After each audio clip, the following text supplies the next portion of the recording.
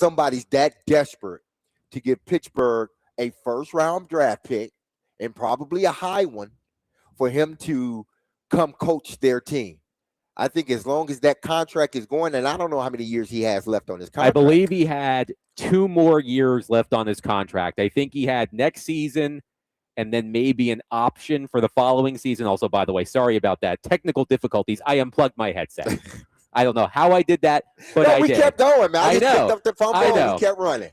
Speaking of fumbles, C.J. Stroud last night. Yikes. Yeah. Ooh, wow.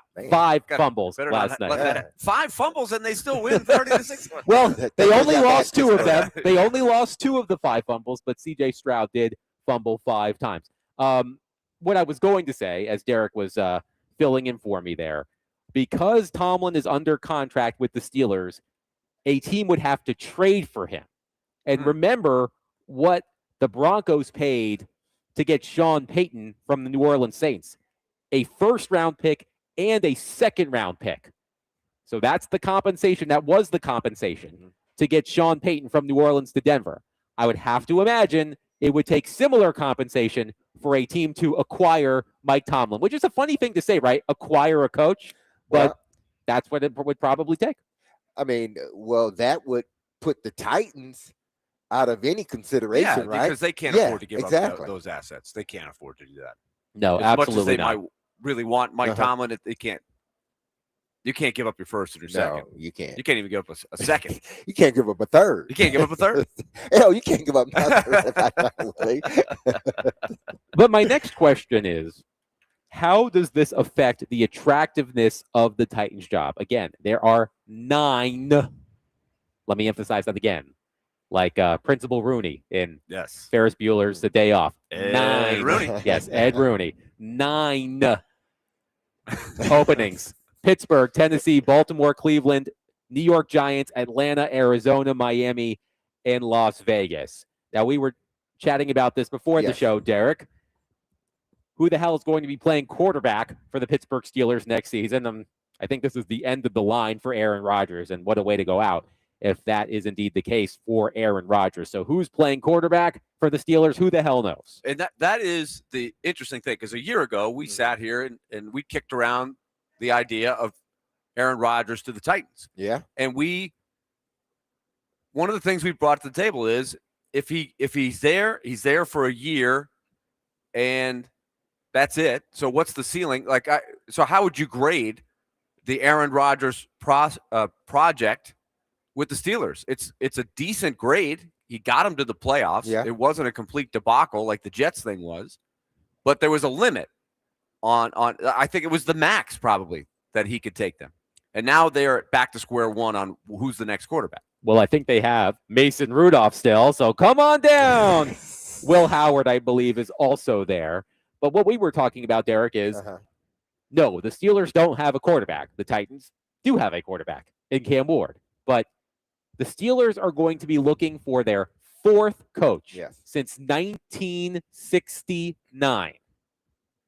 That is incredible, incredible patience that the Steelers ownership has shown its coaches, and that has to be incredibly appealing. Yes, there are questions at quarterback, but you know that you are going to be working for an ownership that is incredibly patient. And look, it's the Steelers, right? We were talking about the Giants with John Harbaugh. It's the Steelers. That is an historic franchise. And some of you may scoff at that, like, oh, who cares how historic the franchise is? The coaches who are available are probably thinking to themselves, man, wouldn't it be cool to be the head coach of the Pittsburgh Steelers? That does count for something. I agree. It's got to count for something. Is there a family hire that I'm not thinking of because I just don't know well, but that would be a place where I would think internally, have they been grooming somebody to take that job? Have they got somebody in mind? You would, if honestly, the first thing I thought of was Brian Flores. I thought the same thing because Mike Tomlin hired him in the darkest time for him when he came up with Mike Tomlin in coaching. Yes, but when Flores challenged the league, and a lot of people were saying, well, Flores, he's never going to coach again. He's taking on the NFL. You can't win that. He'll never coach again. Tomlin said, come back to my staff. Mm-hmm. And so Flores is now a very legit head coaching guy or head coaching candidate, I would say. Uh-huh. That's a good place to start. But here's another question. How many of Mike Tomlin's assistant coaches have gone on to do great things? We've talked about the Sean McVay tree, the Andy Reid tree, even the John Harbaugh tree, right? Is Bruce Arians the only assistant coach for Mike Tomlin over the years that actually made something of himself as a head coach in the NFL? I need to check that one. I'm not Who was sure. the hothead offensive coordinator? Todd something or Todd other? Haley. Todd Haley. That was Todd Haley. Don't forget Matt Canada. Yeah. Oh man. Matt Canada. He was very unpopular with the Steelers fans. But I can't think I'm trying to think of who may have coached under him that has been a head coach. I think Arians may be the only answer. From the Steelers tree, you mean? Like, yes, Arthur Smith is there, right? Yeah, but he wasn't like he wasn't groomed under Tomlin. Arthur right. was here. He wouldn't be the family tree. Yeah. And I don't know. He'd be a distant cousin. Yeah. Yeah. Join the family league. Yes. Yeah. So to answer your question, I don't know if Second there marriage. is Exactly. Modern family. twice removed. Yeah. I don't know if there is a coach out there that has ties to the Steelers and Mike Tomlin. I don't know if they can hire within the family. So I'm not sure about that. I don't wonder how the Steelers fans feel. Do they feel like it's time to get somebody completely new from somewhere else? There's probably a divide there. I'm looking at the Pittsburgh Steelers, and like any other, franchise, when a coach is looking at the job, you're looking, one, do they have a quarterback? How's ownership? All this stuff. So, when we're discussing these teams, whether it be the Titans, Giants, we know they both have what they believe is their franchise quarterback. Baltimore obviously has their franchise quarterback, so forth and so on. Pittsburgh, the problem is Pittsburgh doesn't. And they pick at the bottom of the draft. So when are they going to, if I'm a head coach, I have to be assured either if I need to make some moves or want to make some moves to move up to get a quarterback, is that possible? Because we need one. You don't want another retread. I think Pittsburgh has tried all the retreads. So where else would they go for a quarterback that can get this team? Aaron Rodgers couldn't even get this team past the first. They barely got in the playoffs, but Aaron Rodgers couldn't get this team past the first round of a playoff. One correction. Bruce Arians was a holdover in Pittsburgh from Bill Cowher's staff.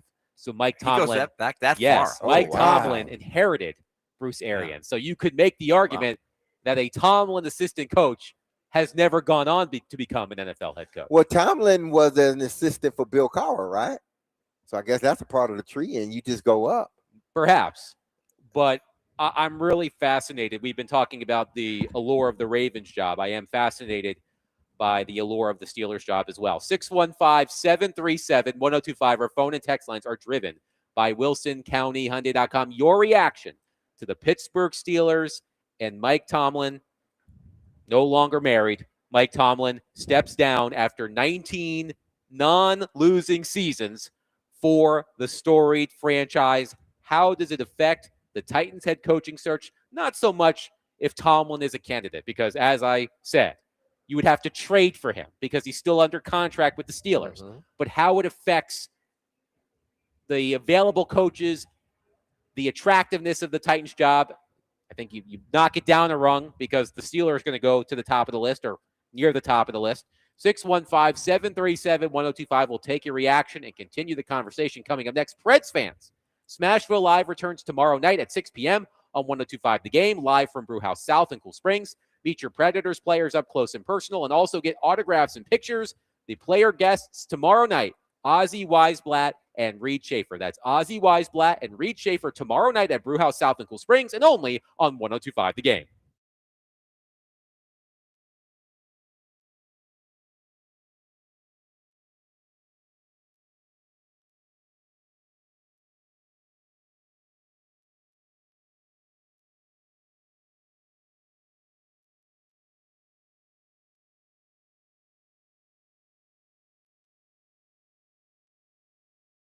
Hey, this is Derek Mason, and you heard me tell you about Dr. Lodge and his staff over at Cool Springs MD for some time. If you set out to lose weight, chances are it's not your first time setting a goal or some type of resolution to shed some extra pounds only to face disappointment. But I got some news, and it's good because at Cool Springs MD, Dr. Lodge and his team understands the frustration of this cycle, and that is why they offer a different approach to weight loss. Their comprehensive weight loss program is led by Dr. Jeffrey Lodge and addresses the root cause of weight gain with tailored nutrition, exercise, blood test supplements, and more. They will customize a program specific to you and you only. So connect with Dr. Lodge at CoolSpringsMD.com today to schedule your appointment for a personalized weight loss plan just for you. That's Cool Springs MD, where your weight loss journey becomes a success story.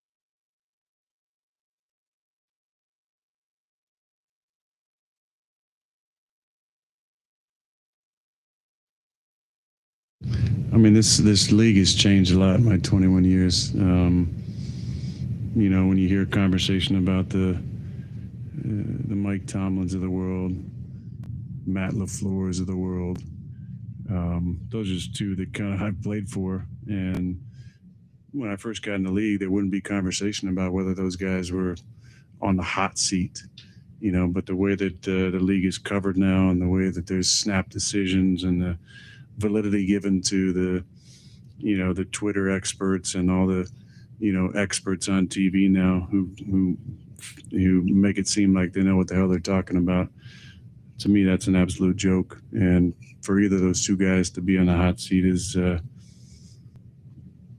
really apropos of where we're at as a society and a league, because Obviously, Matt's done a lot of great things in Green Bay, and we had a lot of success. Mike T has had more success than damn near anybody in the league, for the last 19, 20 years. And more than that, though, when you have the right guy and the culture is right, you don't think about making a change.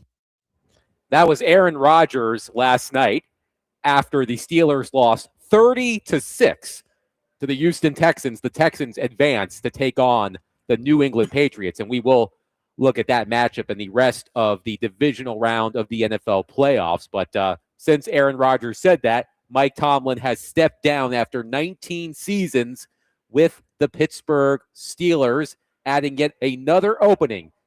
I would love to know the last time there were at least 9 coaching openings at the same time. Maybe it happened more recently than I think, but that's nearly a third of the league. I think it's the teams, in particular, the Baltimore Ravens and the Pittsburgh Steelers. Yes. I think that's more so what it is. That adds to it for sure. Again, this may have been the most jobs available as far as head coaches in recent years.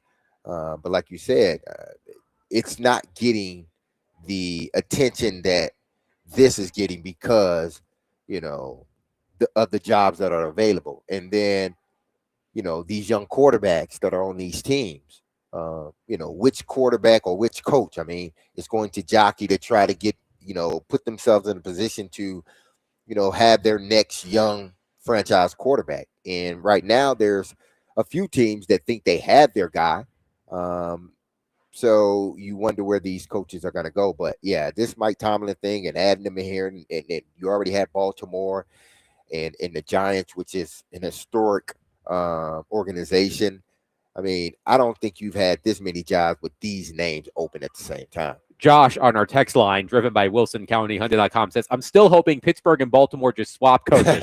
It would be funny as hell. Plus, Tomlin with Lamar and Henry might be a great fit. But if I was either of them, I would just chill on the beach together for a while and make the teams fight for me in an eBay auction. By the way, Steve Bisciotti, the Ravens owner, was asked about Mike Tomlin being a candidate in Baltimore, and he said, holy bleep, wouldn't that be awesome? Only if John Harbaugh takes the Pittsburgh job. Is it being reported heavily that you would have to trade for Tomlin even after he has stepped down? I'm just wondering, behind the scenes or this morning or whenever they had the talk, how much of it was, all right, Mike, it's time? How much was it Mike going to the Steelers and saying, okay, I'm going to beat you to it. I'm stepping down? Because one way or the other, I wonder if he had that discussion. Hey, I would like to be free to go find another job. If I step down, am I free to go to another job without the other team having to trade for me? Because that dampens his options, right? Because there will be some teams that won't be willing to do that. But if he's just like any other coach on the market, that's a totally different thing. But the way it came out is different. The way it came out, and listen, we don't know what actually had happened behind the scene, but the way it came out is Mike Tomlin stepped down. Like they wanted him to coach the final year or 2 years, and he was like, nah, I'm just going to step down. That's the way it reads to me, unlike what happened in Baltimore, where it just looks like those two guys, they just needed space from each other. And Baltimore needed a new coach, and John needed to coach somewhere else. But in this situation, because nothing else has come out, now something can come out, it can leak, but it almost seemed as if he was just like, I'm tired, I'm just going to step down. And they were like, possibly you want to give it another shot. And he was just like, nah, I'm just going to step down. I'd like to thank Trevor on our text line for pointing out that in 2022, there were 10 openings, which is tied for the NFL record previously set in 2006, 1997, and 1978. You got the names of those? I do. Okay. The 10 coaches in 2022. Lovie Smith in Houston, Matt Eberflus in Chicago, Doug Peterson in Jacksonville, Brian Daboll with the Giants, Kevin O'Connell with the Vikings, Mike McDaniel in Miami, Nathaniel Hackett in Denver. That didn't go well. Dennis Allen in New Orleans, Josh McDaniels in Las Vegas, and Todd Bowles in Tampa Bay. Yeah, so you don't have no historic, like. I mean, how many of those are gone already? Yeah. That was 2022. Right. Let's take a look. Hold on. Let me go back. But even those names are not like Baltimore, Pittsburgh. Lovie Smith, Gone. Matt Eberflus, gone. Doug Peterson, gone. Brian Dable, gone, and reportedly interviewing for the Tennessee Titans head coaching job. Kevin O'Connell, still rocking and rolling. Mike McDaniel, gone. Nathaniel Hackett, he was gone after what, one season? Yes. Dennis Allen, gone. Josh McDaniels, gone. Todd Bowles, still going in Tampa Bay. 2 out of 10. Two out of 10. So that round didn't go very well. No, it did not. Not at all. So 10 is the record. Thank you for pointing that out, Trevor. Let's talk about the game last night. Texans 30, Steelers 6. CJ Stroud 5 fumbles. He lost 2 of them, threw a pick, but that defense, man, oh man, is that defense good. By the way, that was Houston's first road playoff win in franchise history. Yes, first road playoff win, and the Texans will try to do it again this coming weekend at New England. Now, yesterday I said that I am skeptical that the Patriots are a legitimate Super Bowl contender. The Patriots, including the win against the Chargers last weekend, have defeated 3 playoff teams this season: the Bills, the Panthers, and the Chargers. And the Texans offense, it's got problems. And Nico Collins suffered an injury last night, if I'm not mistaken. So that's hanging over this.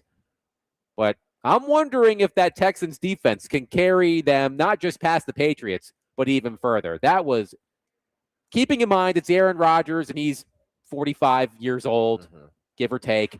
And the Steelers offense, not very good. But that Texans defense is ferocious. And I am intrigued by that matchup.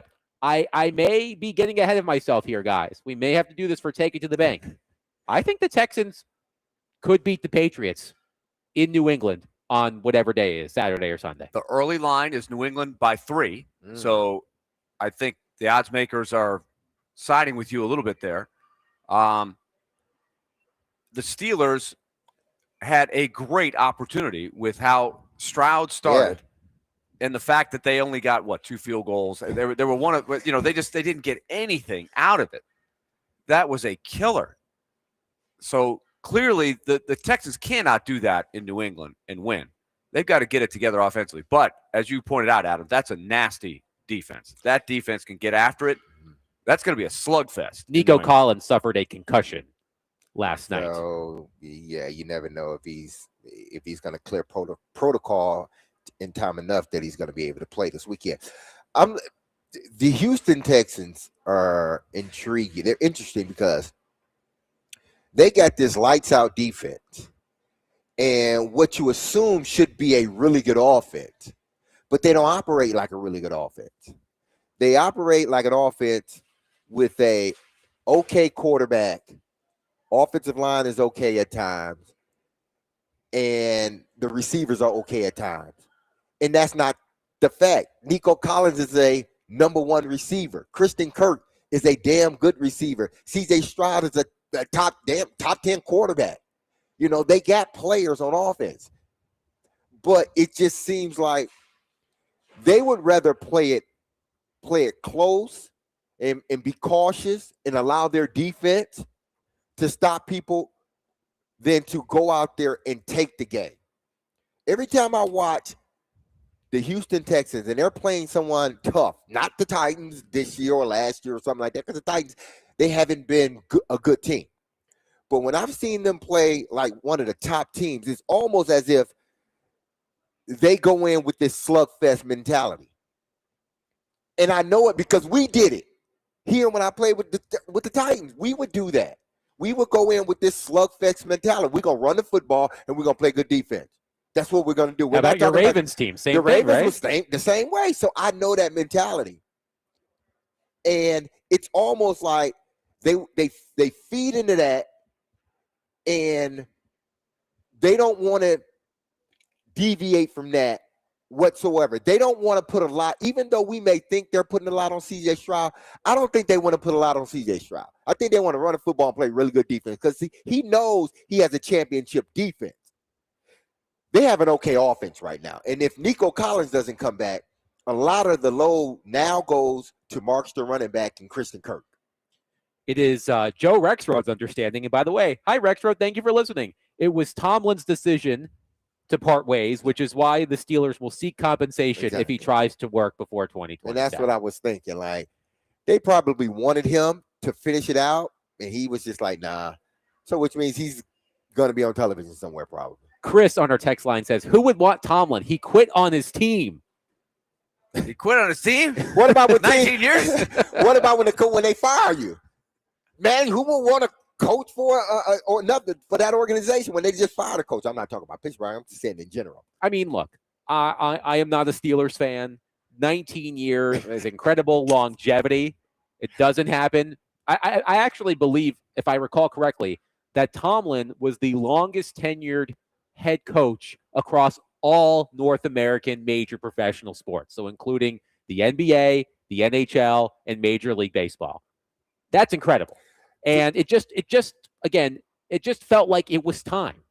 For as many non-losing seasons as he had, the Steelers had lost 7 consecutive playoff games, and none of them were particularly close, or at least the last few of them weren't particularly close. I would disagree with the premise that he quit on the team. I mean, I would equate Mike Tomlin's 20 years, 21 years, 19 seasons, whatever it is. Yeah, 19 years. He 19 was years. actually the coordinator. Yeah, he with, was. The Vikings. The Vikings, yeah. Yeah, the year before. So him being there for 19 years to me is like being married for 60.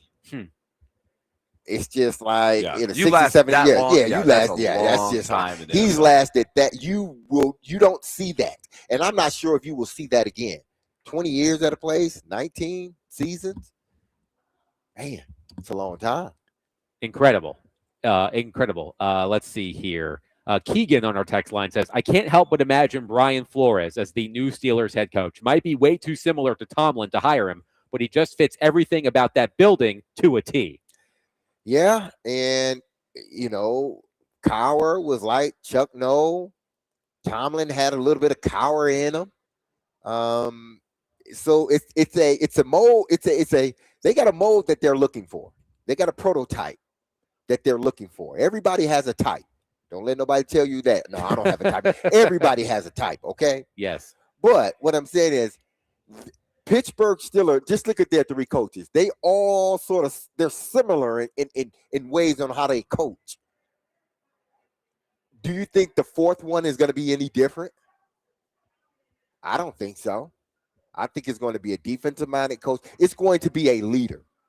I don't think it's necessarily with them going to be someone that is just a savant with the X's and O's. Can I give you a dark horse? What's that?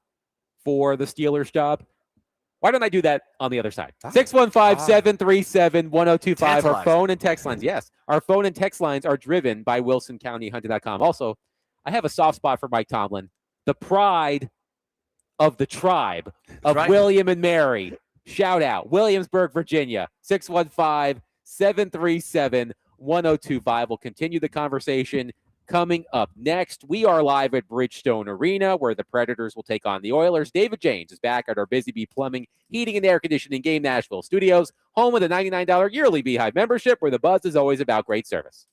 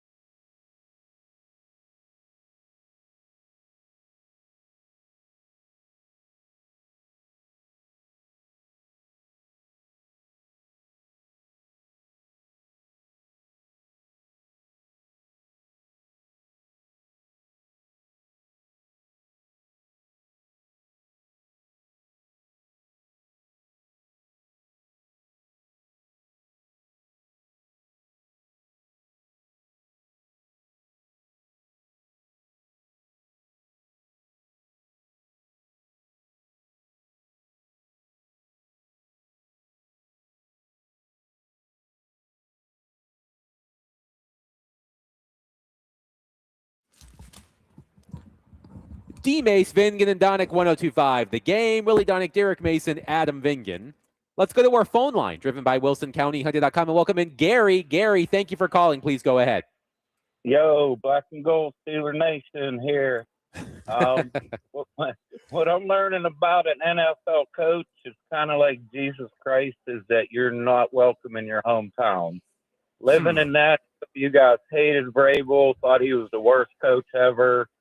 I was like, you guys are silly. This guy can coach. I'll take him. Now, don't speak for all of us. Not everybody thought that.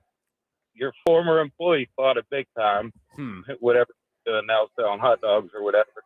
But Tomlin did. He won a Super Bowl second year, and everybody back home says that's Cowher's team. He built that. It's kind of true because he really ain't been back here since the first, couple years. So the fans wanted him out. Everyone down here I talked to about Tomlin loved him. Or I'm in Phoenix, they love him. But in Pittsburgh, kind of like the dude that owns the stadium a block away, PNC Park, they've been telling him to sell that team for 20 years.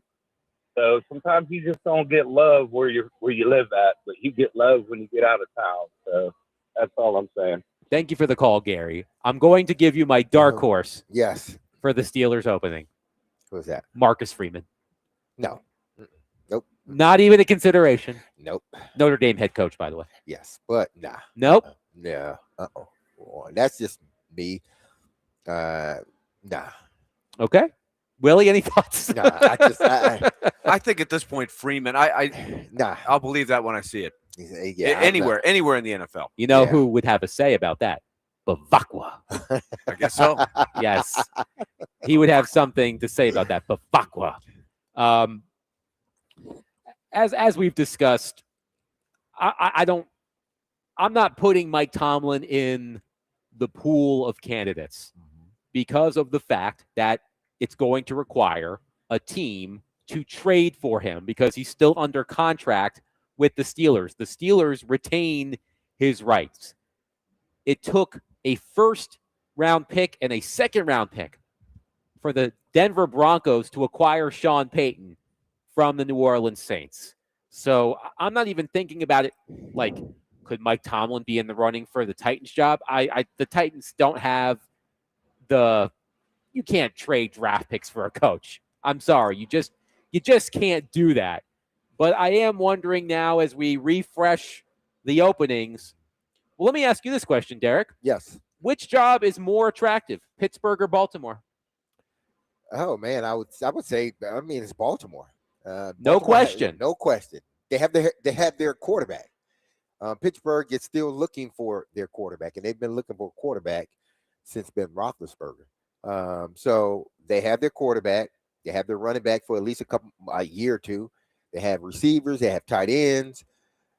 I mean, they are ready. Whoever jumps into that seat, there should be no excuses for that team not making it and advancing in the playoffs. So I say Baltimore, hands down. It's the best job out there right now. One texter says, Howie Long coming off TV to coach the Pittsburgh Steelers. What does Adam think about that?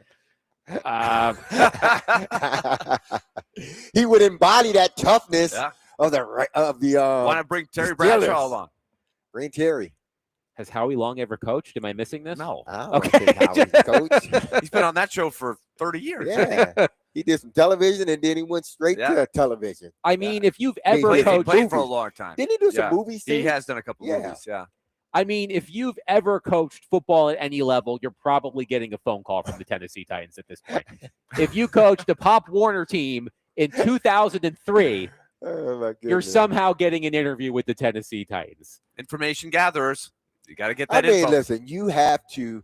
I don't know if this is one of those deals where, and I'm sure it's not, but I hope it's not something just to say, just to show the fans, yes, we are doing our due diligence. We are turning over every rock. We're dotting all the I's and crossing all the T's. We want to make sure.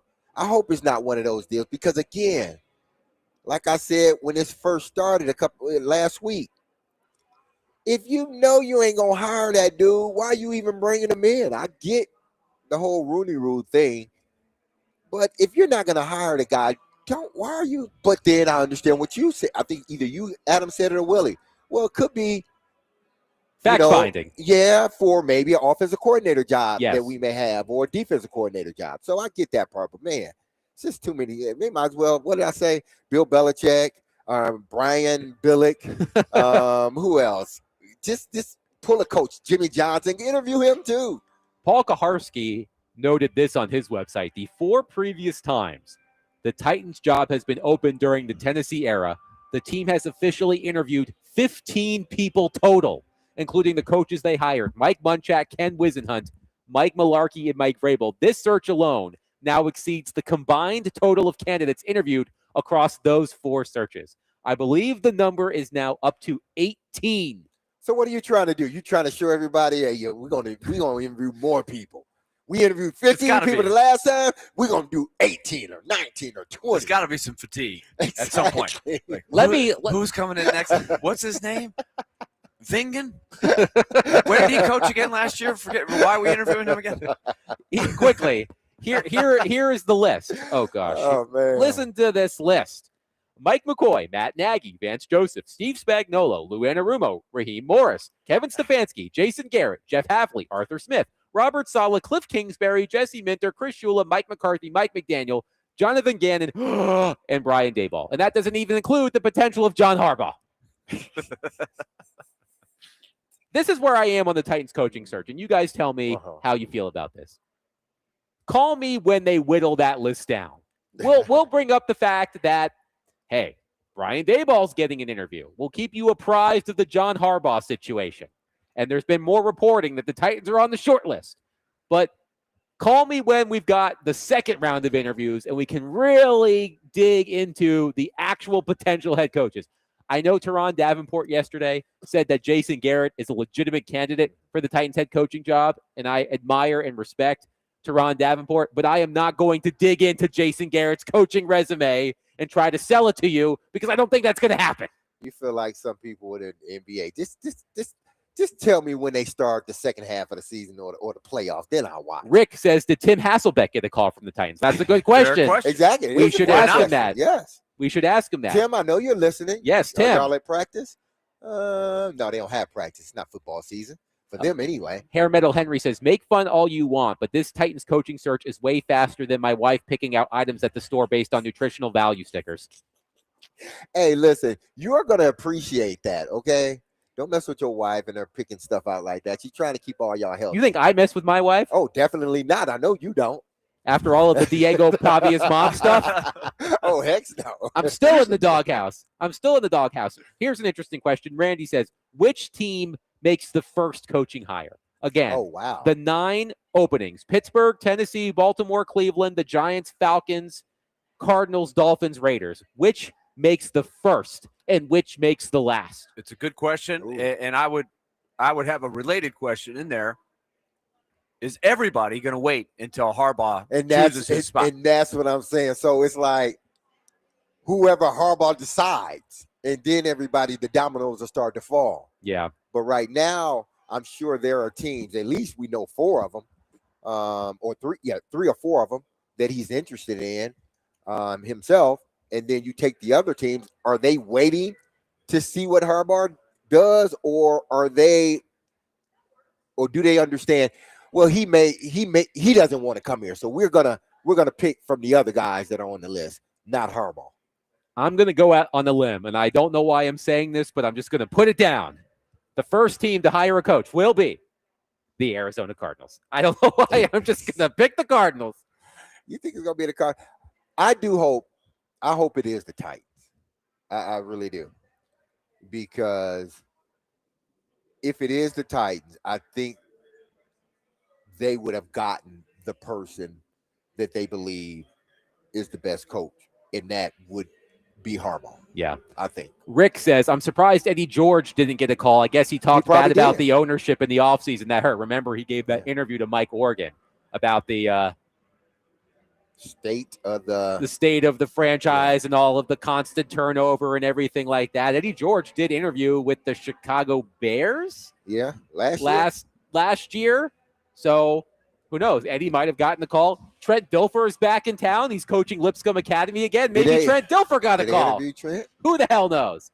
Trent was like, "Nah, I'm just gonna take the Lipscomb job." Let's go to our phone line, driven by Wilson County, Hyundai.com, and welcome in our guy, Gorilla. Gorilla, long time no here. Thank you for calling. Go ahead. Yeah, man, I didn't have too much to discuss or talk about. I'm sorry, guys. I still been chiming in and we're listening into you guys and whatnot. You know, I love Appreciate the show, you. man. Appreciate it. Thank you. Hey, but now check this out. This is what I'm really concerned about. Okay, so all of this stuff, pretty much, the coaching deal started with Rand Carthon. We get rid of Mike Vrabel. We get Rand Carthon. Rand Carthon hires Callahan. Callahan had a very horrible season last year, 3-14, right? Yes. So we get rid of Rand Carthon, hire Buganzi, with the notion that we may be looking for a coach here pretty soon if Callahan can't turn it around. Now this is my thing, guys. You mean to tell me that wasn't one of the prerequisites for the GM job, that he should already have in mind who he wants his coach to be? The first thing I would have asked Buganzi is, who would you have coach this team? And now we look like we look like we're trying to find a golden egg out there. We look like a child on Easter trying to. because think about it, we already knew that if Callahan couldn't get it right the ship, we were gonna get rid of it. We knew that. A matter of fact, it was a situation where we should have got rid of Callahan along with Carthon and just brought, the GM and the coach in together as a pair. So we already knew. Why are we scratching our heads like we don't know who our coach is? I think that I think we're gonna get some more of the same old stuff, man. Thank you for the call, I'm Gorilla. telling you. Yeah, Thank you. Gorilla. And this is what, and I said this long ago when they hired McCoy. I came on these airwaves and said he's their insurance policy. You did say because that. they're going to end up firing him during the season, and they want to make a smooth transition. Yeah. Because they don't want anybody that's actually on the coaching staff to be coaching them. So they had in their mind already, at least this is my belief, they had in their mind already, more likely than not, Callahan wasn't going to finish the season. It happened. Callahan didn't finish the season. So from that point, that's when the search should have started. I know that you don't know who's going to be, out there or not. We sure enough didn't think John Harbaugh or Mike Tomlin would be out there. I don't think Stefanski, was he on the hot seat? I guess he probably was, considering the debacle at the quarterback position. But when you're looking at this, and he's right from the standpoint, but I understand why they have to interview everybody. I get that. But that also makes me think y'all have had a jump start. Y'all had 9 games. Y'all were 10 weeks, 12 weeks ahead of everybody else to make a plan. And I'm not saying that they didn't or they haven't. I think that would be good questions to ask at the press conferences. Yeah. Once you finally. Was this, and there may be things that they can't say. Exactly. But I wonder what groundwork they were able to lay in that time frame you're talking about. And I know he said, well, we talked to some players, we talked to some ex-players and certain coaches and stuff like this. Okay, I guess that was a part of your laying the foundation. But now, like Jason, to me, again, I know why you're doing it, but it's becoming, okay, who's next? Like Willie said, okay, oh, my goodness, who's coming through the door? Oh, that Adam. Shoot, how many wheels did he have last year? Just bring him in. Adam, I'm going to ask you the same questions I asked these guys. I'm sure it gets tiresome, but I understand that they got to get it right. They have to get it right.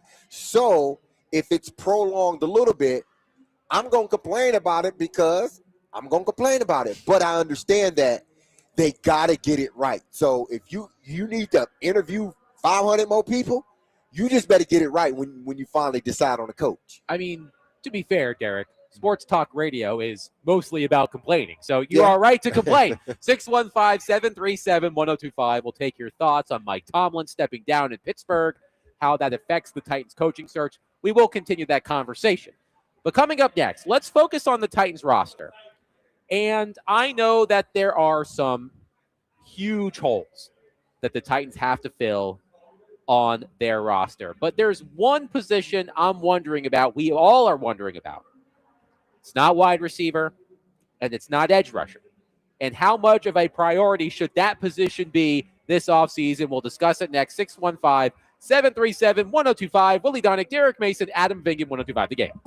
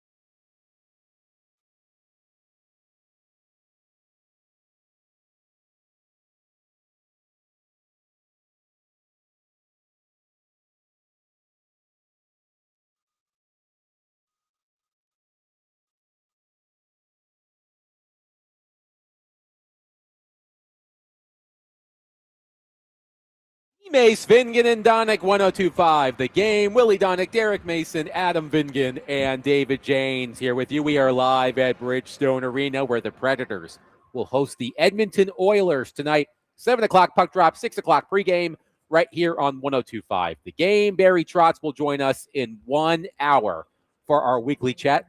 It is Connor McDavid's 29th birthday. Connor McDavid gets to celebrate his birthday in Nashville, going for what, Willie, 20 consecutive games with a point? He's had 19 straight games with a point, and very few of those games are a point. He's got 44 points in those 19 including games. a hat trick against the Predators just 1 week ago. Hey, can we come together and make one of those? Make one of him, like Weird Science? Can we? I would love to. If you have the means, Derek, let's just make it. Let's just make it happen.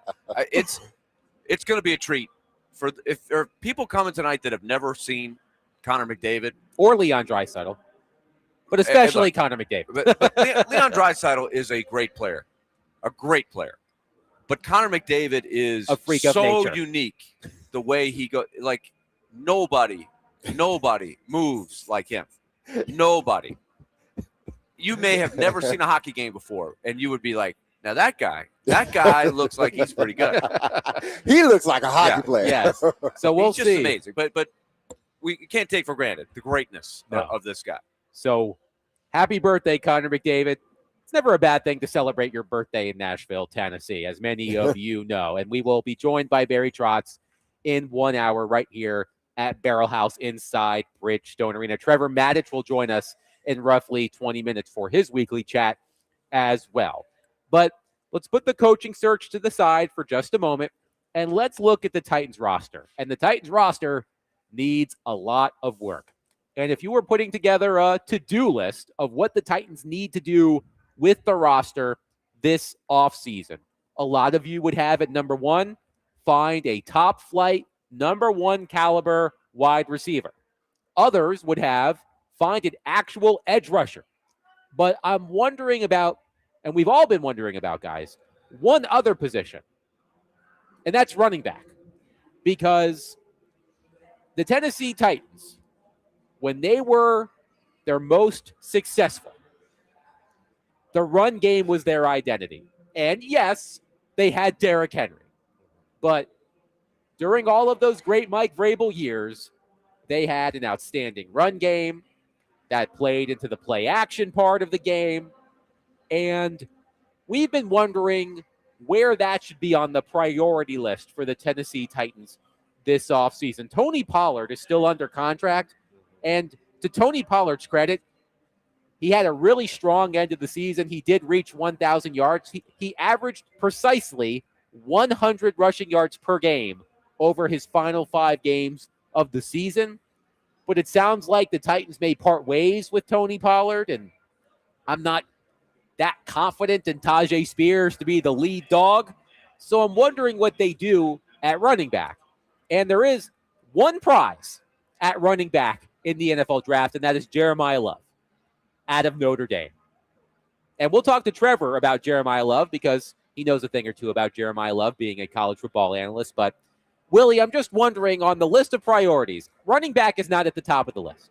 But where should it be on the priority list? Because, as we all know, an effective run game is a quarterback's best friend, especially a young quarterback. I think they feel like the offensive line made some good strides in the second half of the year, and they will go into the season next year. Maybe this again will depend on who they choose, but Tehran seems to think that Borgonzi and company feel like what they were doing late in the season philosophically is the way to go. A mindset, like D-Mace was talking about with the teams he's played on, a mindset of being physical and running the ball. You have to commit to it. The modern, let's sling it around, I'm not even sure that's the real trend anymore. I think the teams that have committed to being physical and running the ball, it's still a way to win. Even though things cycle in the NFL, I always feel like you have a chance to win if you can really pound it with the running game. But they have not prioritized tailback, and I'm wondering if they'll focus on that a little bit more. I love watching Tajay Spears. I keep thinking there's going to be a breakout. I don't think he's the guy. And I don't think Tony Pollard's the guy. I would love to see some new blood in there. I don't think you use your first-round pick on a running back. But I would like to see them make an effort to find somebody who could be a little bit more of a game changer. I look at it from this point. You can't, if they want to stick to, the foundation of what this organization is about, playing great defense, hard defense, and running the football, you can still do that and win. You can still do it and win. That's why that the culture that the Titans built back then, that's why through the years they were able to win. Why? Because those things are tried and true and tested, running the football and playing good defense. I can have less mistakes running the football than I do throwing the football. I can do some things and help my quarterback running the football that I can't do throwing the football. And I know in today's sports, one hand has to watch the other. I get that. But 5 out of the top 10 teams this year in rushing had young quarterbacks. Chicago, Washington, the Giants, Patriots, and Atlanta. All 5 of them have young quarterbacks. And what is the best thing for a young quarterback besides a great offensive line? It's a running back he can turn around and hand the ball off to. So to me, it shouldn't have been any more evident than when Saquon Barkley was healthy in New York. A healthy elite running back can cover a lot of what's going on. Because Daniel Jones shouldn't have got the money he got, at least not with the Giants. No. Now, listen, they gave it to him, whatever. But if you're talking about, I'm going to keep the quarterback or the running back, they should have kept the running back because they know that their success came because of the running back. The Titans have an opportunity. Jeremiah Love, he may just be the number 1 prospect in the draft. Just pure position, just pure player. He may be the best. We talked about this earlier in the year. Look at his carries compared to Ashton Gentry's carries in college. It was half of what Ashton Gentry had, and he was effective. Just think if he would have had 100 more carries. He rushed for what, 1,300 yards this year? They took him out of games. Like, just took him. Now, they had a really good a number 2 running back, but that kid could have rushed over 2,000 yards. He is a dynamic, game-changing player. You need that type of guy. Jeremiah Love, 199 carries, 1,372 yards, an average of 6.9 yards per carry, 18 touchdowns, rushing touchdowns. Just think if he would have got the 300 or that Ashton, he would have blew those numbers out. He is a dynamic player. And with him, like Christian McCaffrey, like Saquon Barkley, like Alvin Kamara at his best, those guys are game changers because you don't have anybody that can cover them out the backfield. If they line up in the slot, you really don't. You have to manipulate your defense to try to cover guys like that. But then there's the stigma, as Willie said, of drafting a running back at or near the top of the draft. Hey, last running back that got drafted high, Ashton Gentry. He seems like he's doing pretty good, pretty damn good with Oakland, the Las Vegas Raiders. Yes. It has to be special though for to use that one that high at number 4, unless you trade down, get an extra pick. And that's why I'm wondering with things like Steelers quarterback or the Steelers thinking about moving up, could you wheel and deal at 4 and get an extra pick that would have you looking for a guy like Jeremiah Love or somebody else that emerges. But we also know historically you can find a really good running back in the 2nd or 3rd round. But they need a game changer. I would love offense. to see what it looks like if they had a real guy. Like we see what Eddie George did. We see what put Derrick Henry did. Put 2K in his offense. Chris Johnson. Yep. Put him in his offense. That type of player in an offense. He changed everything. He changes everything. Not just because he can run between the tackles, because Chris could, but he can catch the ball too. And he was one of those guys that he can get you a 90-yarder just like that. And I think Jeremiah is one of those big play guys that it's going to be hard for teams to pass up. Cam Ward, by the way, did well on play action. 77 for 121. That's a completion percentage of 63.6%, 7 touchdowns, 0 interceptions, a passer rating of 100.2 on play action passes this season. So keep that in mind. If not Jeremiah Love, and I haven't studied the running back class in the draft, so forgive me, but when I look at the free agent class, there are 3 running backs who stand out to me. Breece Hall of the New York Jets, Travis Etienne of the Jacksonville Jaguars, and Kenneth Walker of the Seattle Seahawks. How old is Walker now? Is he getting up in that 28? I think he may be 27. So Breece Hall, because he's who I have up on my screen right now, will be 25 when next season starts. Injury history, yes, significant. Kenneth Walker is 25. He turns 26 in October. 26 in October. I'm intrigued. He's had some good games. He's been banged up some though, right? The last year or two. But Breece Hall, I know that he's had some injury concerns in the past, but it looks like he's been available for most of the past few seasons. He started 16 games each of the past 3 seasons.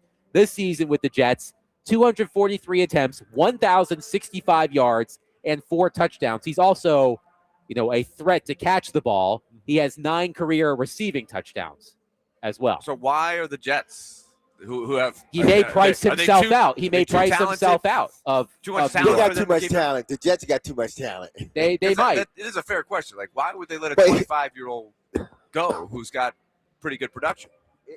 He would be the best running back available in free agency if the Jets decide to let him go.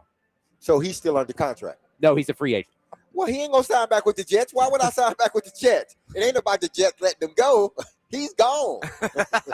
But you hear about all of the cap space that the Titans have. That's a big selling point. They have the ability to go get one of these guys. Jackson on our text line says, isn't Javonte Williams a free agent too? I believe that is the case. Jackson also says, you don't take a running back at 4. Same reason you don't take a quarterback in the first round of your fantasy football draft, positional value. This ain't fantasy football. If that is elite player, if that is a game-changing player, then you draft him where you need to draft him. He's going to be a top 5, definitely a top 10. But this, depending on what the quarterbacks do during their interviews and workouts, if the quarterbacks don't, outside of Mendoza and probably more, if others don't start to shoot up, he's going to stay within the top 5. If they start to shoot up, then that's when he's going to slip down. Jeremiah Love on I can't believe I'm looking at big boards already. Mel Kiper's latest big board. Jeremiah Love is number 3 behind Fernando Mendoza and Dante Moore. And Mel Kiper writes this, quote, Love reminds me a lot of Reggie Bush. The 20-year-old has vision and burst between the tackles and to the outside, and he can break tackles with ease. 60 forced missed tackles on the season. Once he gets into space, he can take it to the house with his breakaway speed too. But Love isn't only an outstanding runner, he also is a high-impact pass catcher. An NFL team will be able to flank him out wide and create a whole other dimension of the offense, end quote. I'm telling you, this kid, he's good. And if the Titans have an opportunity, and I know they have other needs. They need a wide receiver. They need an elite wide receiver. They need a rush in, an elite rush in, something to help Jeffrey and Sweat out. But man, oh man, what he can do for an offense is, I don't think something that they haven't had since Chris Johnson. You are smitten with Jeremiah Love. Oh, this kid, he's a baller. He's a flat out. You couldn't go wrong by drafting him. Sam on our You text could say he's in love. You are in love, yes. In love, yeah. I'm so sorry I missed that. Sam on our text line says, Breece Hall wanted to go to the Chiefs at the deadline and was vocal on socials. He doesn't want to be in New York, it seems. That's why he's a free agent. Caleb in Gallatin says, how do y'all feel about Rico Dowdle? He seems unhappy in Carolina. Doesn't necessarily. I mean, he had a big season. Yeah. I'm not sure. Is he better than Tony Pollard? Like, I want somebody better than Pollard. If that's what I'm looking for. Somebody that could really move the needle. I mean, would it be the worst thing in the world if Tony Pollard came back for one more year? He consistently gets 1,000 yards. I mean, 1,000 yards is not the end game, though. No. You want efficiency. You want to. You want like 1,000 is really nothing. It's you got to It's get not seen the way it used to be. Okay, No. Like, that's, we don't see it the way. 17 Yeah. games, 1,000 Yeah. yards really isn't any great shakes. That's fair. It's and now, it took a big surge at the end of the season for him to so get to I 1,000. just he's a good solid pro. I He's hear going what to be you're a saying. year older. I want somebody who puts fear in a defense. Nobody comes into the game going, "Oh my gosh, how are we going to stop Tony Pollard?" I don't know how we're going to do it. He's They don't your do that. second back. He's your second back. That'd be an expensive second back. But what I'm saying is that you have somebody like a Jeremiah Love, and then he would be that second back. Yeah. Because you would have that veteran presence and a guy that can still run the football, but he just isn't as dynamic as the guy that you have in front of him. That's what they were trying to get with Tajay Spears, but it just never worked out. One texter says if Jadarian Price comes around in rounds 3 or 4, you pick him up. He would be a first rounder early day 2 if he was at any other school and not behind Jeremiah Love. When you believe you have your franchise quarterback, you get the absolute best player available at the time of your pick. If that is Jeremiah Love, who cares if you get him at 4? It's not like drafting Jeremiah Love will set Cam Ward back. I think it would help him. Right. But some people, I think we've gotten so used to hearing you don't draft a guy at a certain position that high because all of these people have said it. But then once you have a guy that you draft out of high, Saquon Barkley, and he starts to do well, then it's, no. If you believe, like I said with Ward last year, if you believe this guy can help transform your organization, draft him. I don't care if he is a running back, draft him. 615-737-1025. We'll take your reaction to the running back market because it's not the top priority for the Tennessee Titans this offseason, but it should be a priority. 615-737-1025. Trevor Maddich will join us coming up next. We'll talk to him about this subject and the Titans coaching search as well. 615-737-1025. Willie Donick, Derek Mason, Adam Vingan, 1025 The Game.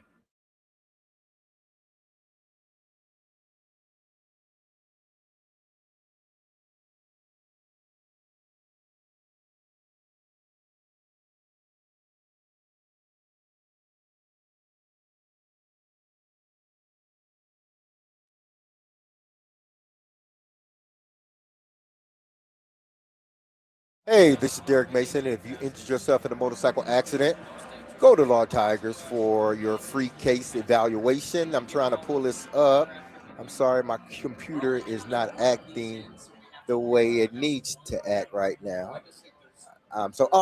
Even if you're in an accident months ago, you have nothing to lose by calling our Tigers for your free case evaluation. Insurance companies want to pay out as little as possible, or frankly, nothing at all. Law Tigers make sure you get the compensation you deserve and doesn't get paid until your case has been settled. Look, they understand how much your bike gear is worth to you, so they will help you get it all repaired or better yet replaced.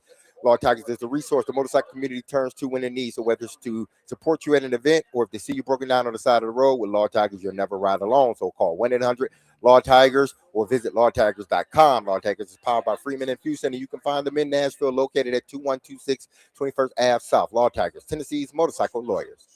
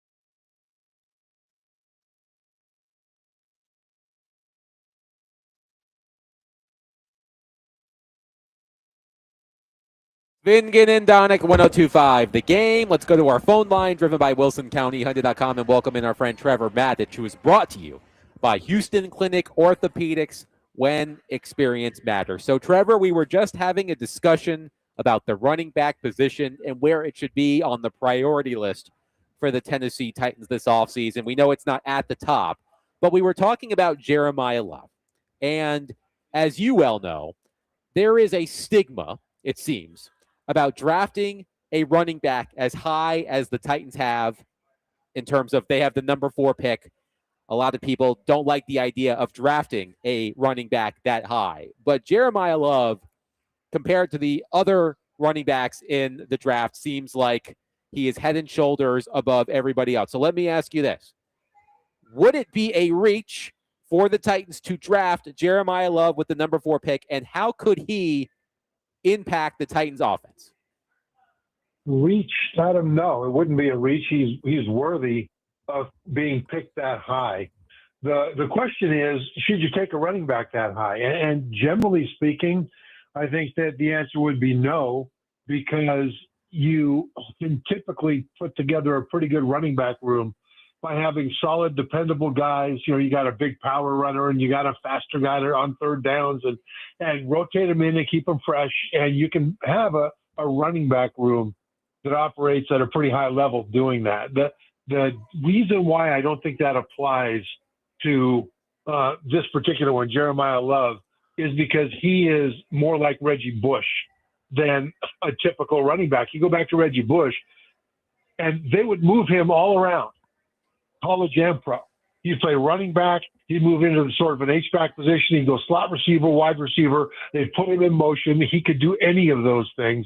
And Jeremiah Love has the ability to do the same kinds of things. I don't think he has the same just pure blistering straight ahead speed as Bush, but that doesn't mean that Love isn't fast enough to outrun most guys on the football field. He is. It's just that Bush was just in a league of his own when it comes to just pure speed.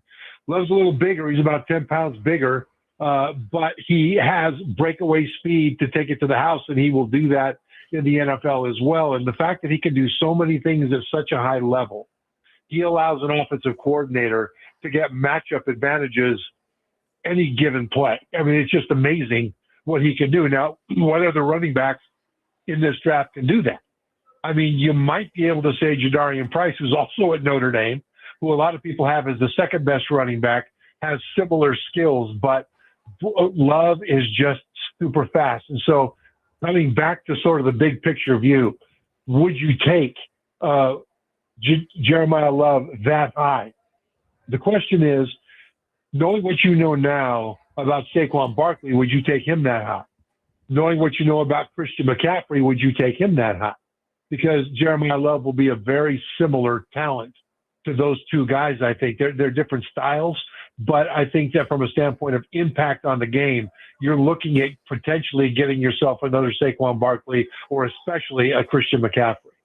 Trevor, massive news in the NFL today. Mike Tomlin stepping down as head coach of the Pittsburgh Steelers after nearly 2 decades.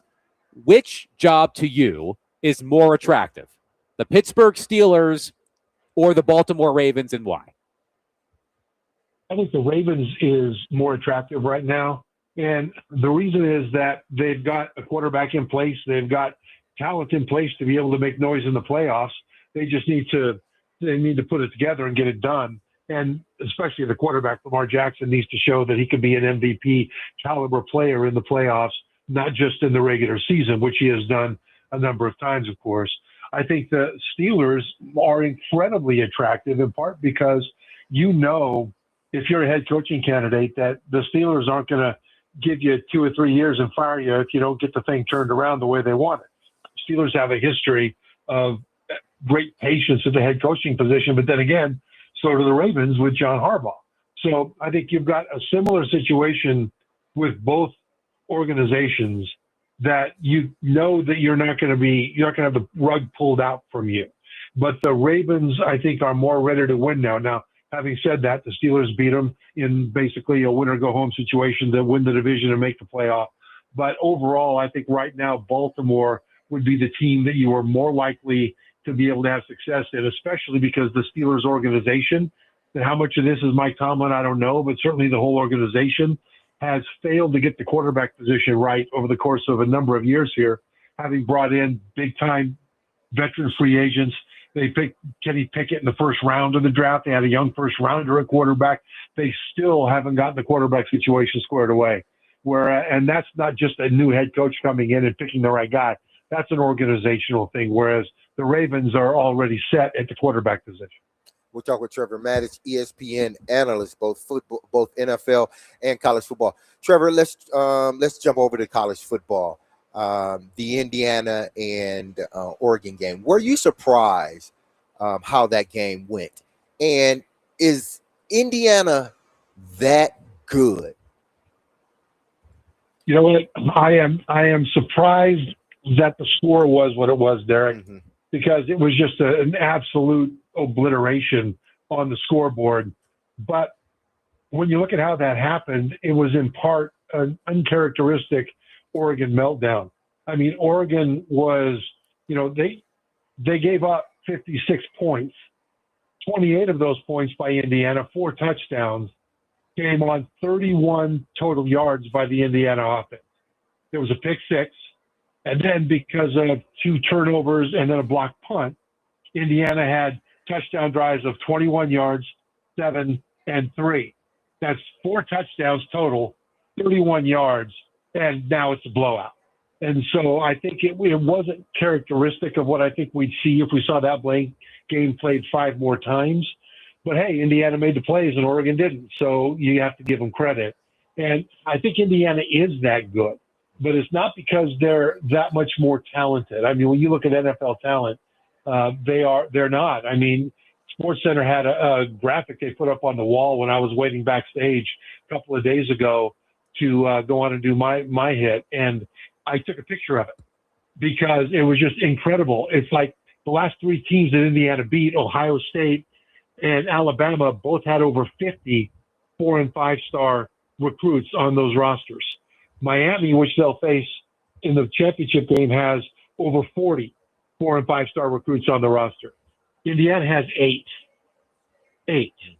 But the reasons why they're able to be so good, first of all, is that they excel at bringing in the right guys from a scheme and a culture standpoint. And so they get the most out of their players. There's no friction there. And the other is that they don't make mistakes. I mean, as you guys know, more games are lost by mistakes than are won by big plays. And Indiana is one of the most mistake-free teams in college football over the 2 years that Curt Cignetti has been coaching them. And so you've got to actually defeat them. Now you've got a Heisman-winning quarterback, and you've got receivers that will be in the NFL next year. You've got an offensive line that isn't overly talented by NFL standards, but are really hard to beat because their technique is just phenomenal. And you've got a defense that's disruptive and getting behind the line. All those things add up to winning football, even though Indiana doesn't have the most elite talent on paper. Now, how do you think this game plays out, this national championship? Because I think both teams are similar in a lot of ways. They go about it differently, but I think what they want to do and how they do it and aggressive they are, it looks identical in a sense. But how do you think this game plays out? And which quarterback do you believe is going to have to do more? That's a great question, Derek, because the way it shapes up right now is the great Miami pass rush against Heisman-winning quarterback for Indiana, Fernando Mendoza.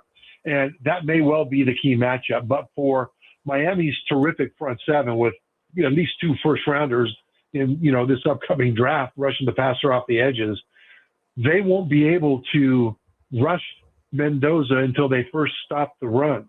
I mean, in the 2 playoff games, Indiana threw it a combined 31 times.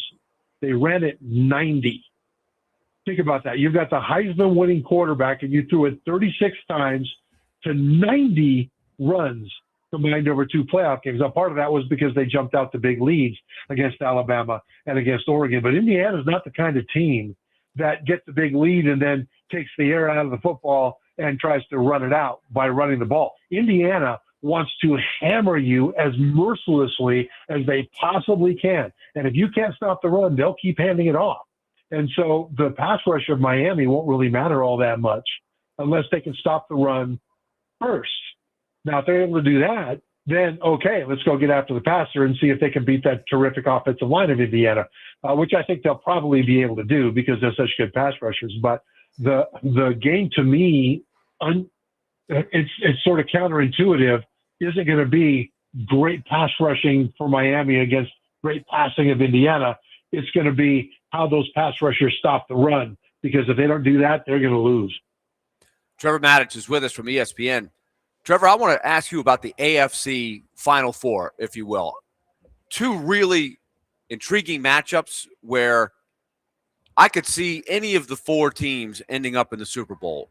Is there anything that jumps out at you at either matchup that you would lean one way or another with one of those four teams?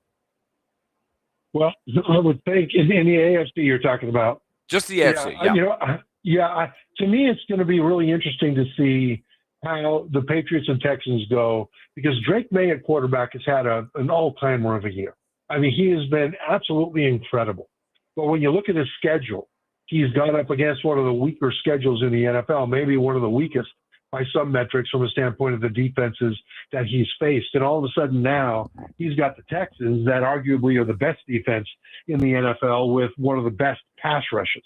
So we're about to find out how good Drake May really is. Is he good enough just to beat up on defenses that are just okay?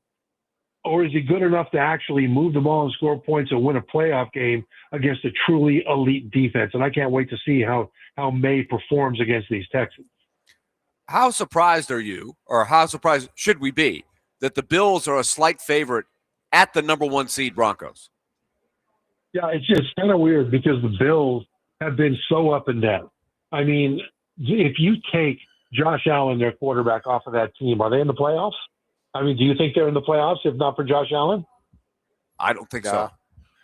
He's I really don't elevated think so them. Yeah, he's been incredible. And so all of a sudden now, though, you get into the playoffs and you start to face complete teams where it's win and go home. You can't afford to lay an egg like they have done. I mean, just remember the Bills playing Atlanta. They were heavy favorites at Atlanta, the Falcons, in the regular season, and they just completely disappeared. And that's been a feature of the Bills over the last couple of years, and it's because they've had tremendous holes in the roster. And it's Josh Allen that's kind of kept them going and filled up those holes. But when you get into the playoffs, you can't afford to have that one big mistake because you don't have another game next week that you can play better in. So, the fact that the Bills are being seen by our friends in the desert the way they are, I think is kind of interesting. But see, then you have the other side of it, which is the Broncos definitely have the better defense, but the Broncos have by far the less experienced quarterback.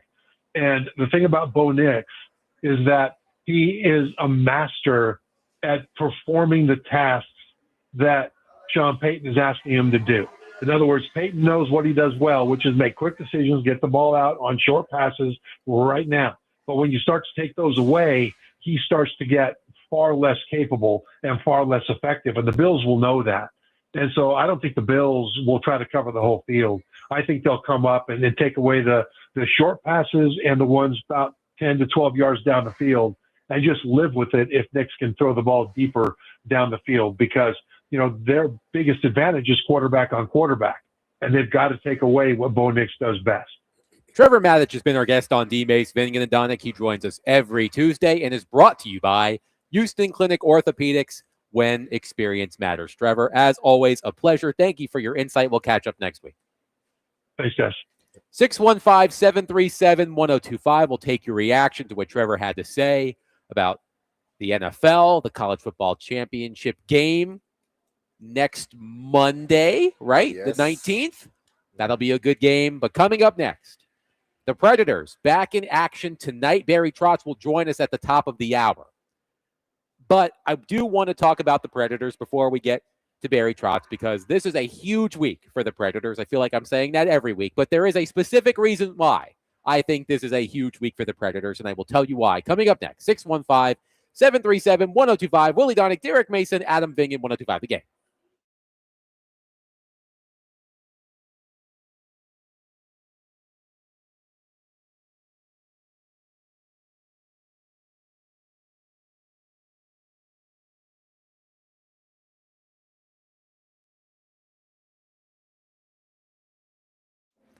All right, here's the word from Loan Pronto. Remember, start that new year wiping out the higher interest debt and lowering your bills by thousands. If that sounds like a good plan to you, then all you need to do is call Loan Pronto. It's 615-499-5780 or go online at loanpronto.com. Just see how much cash you can get.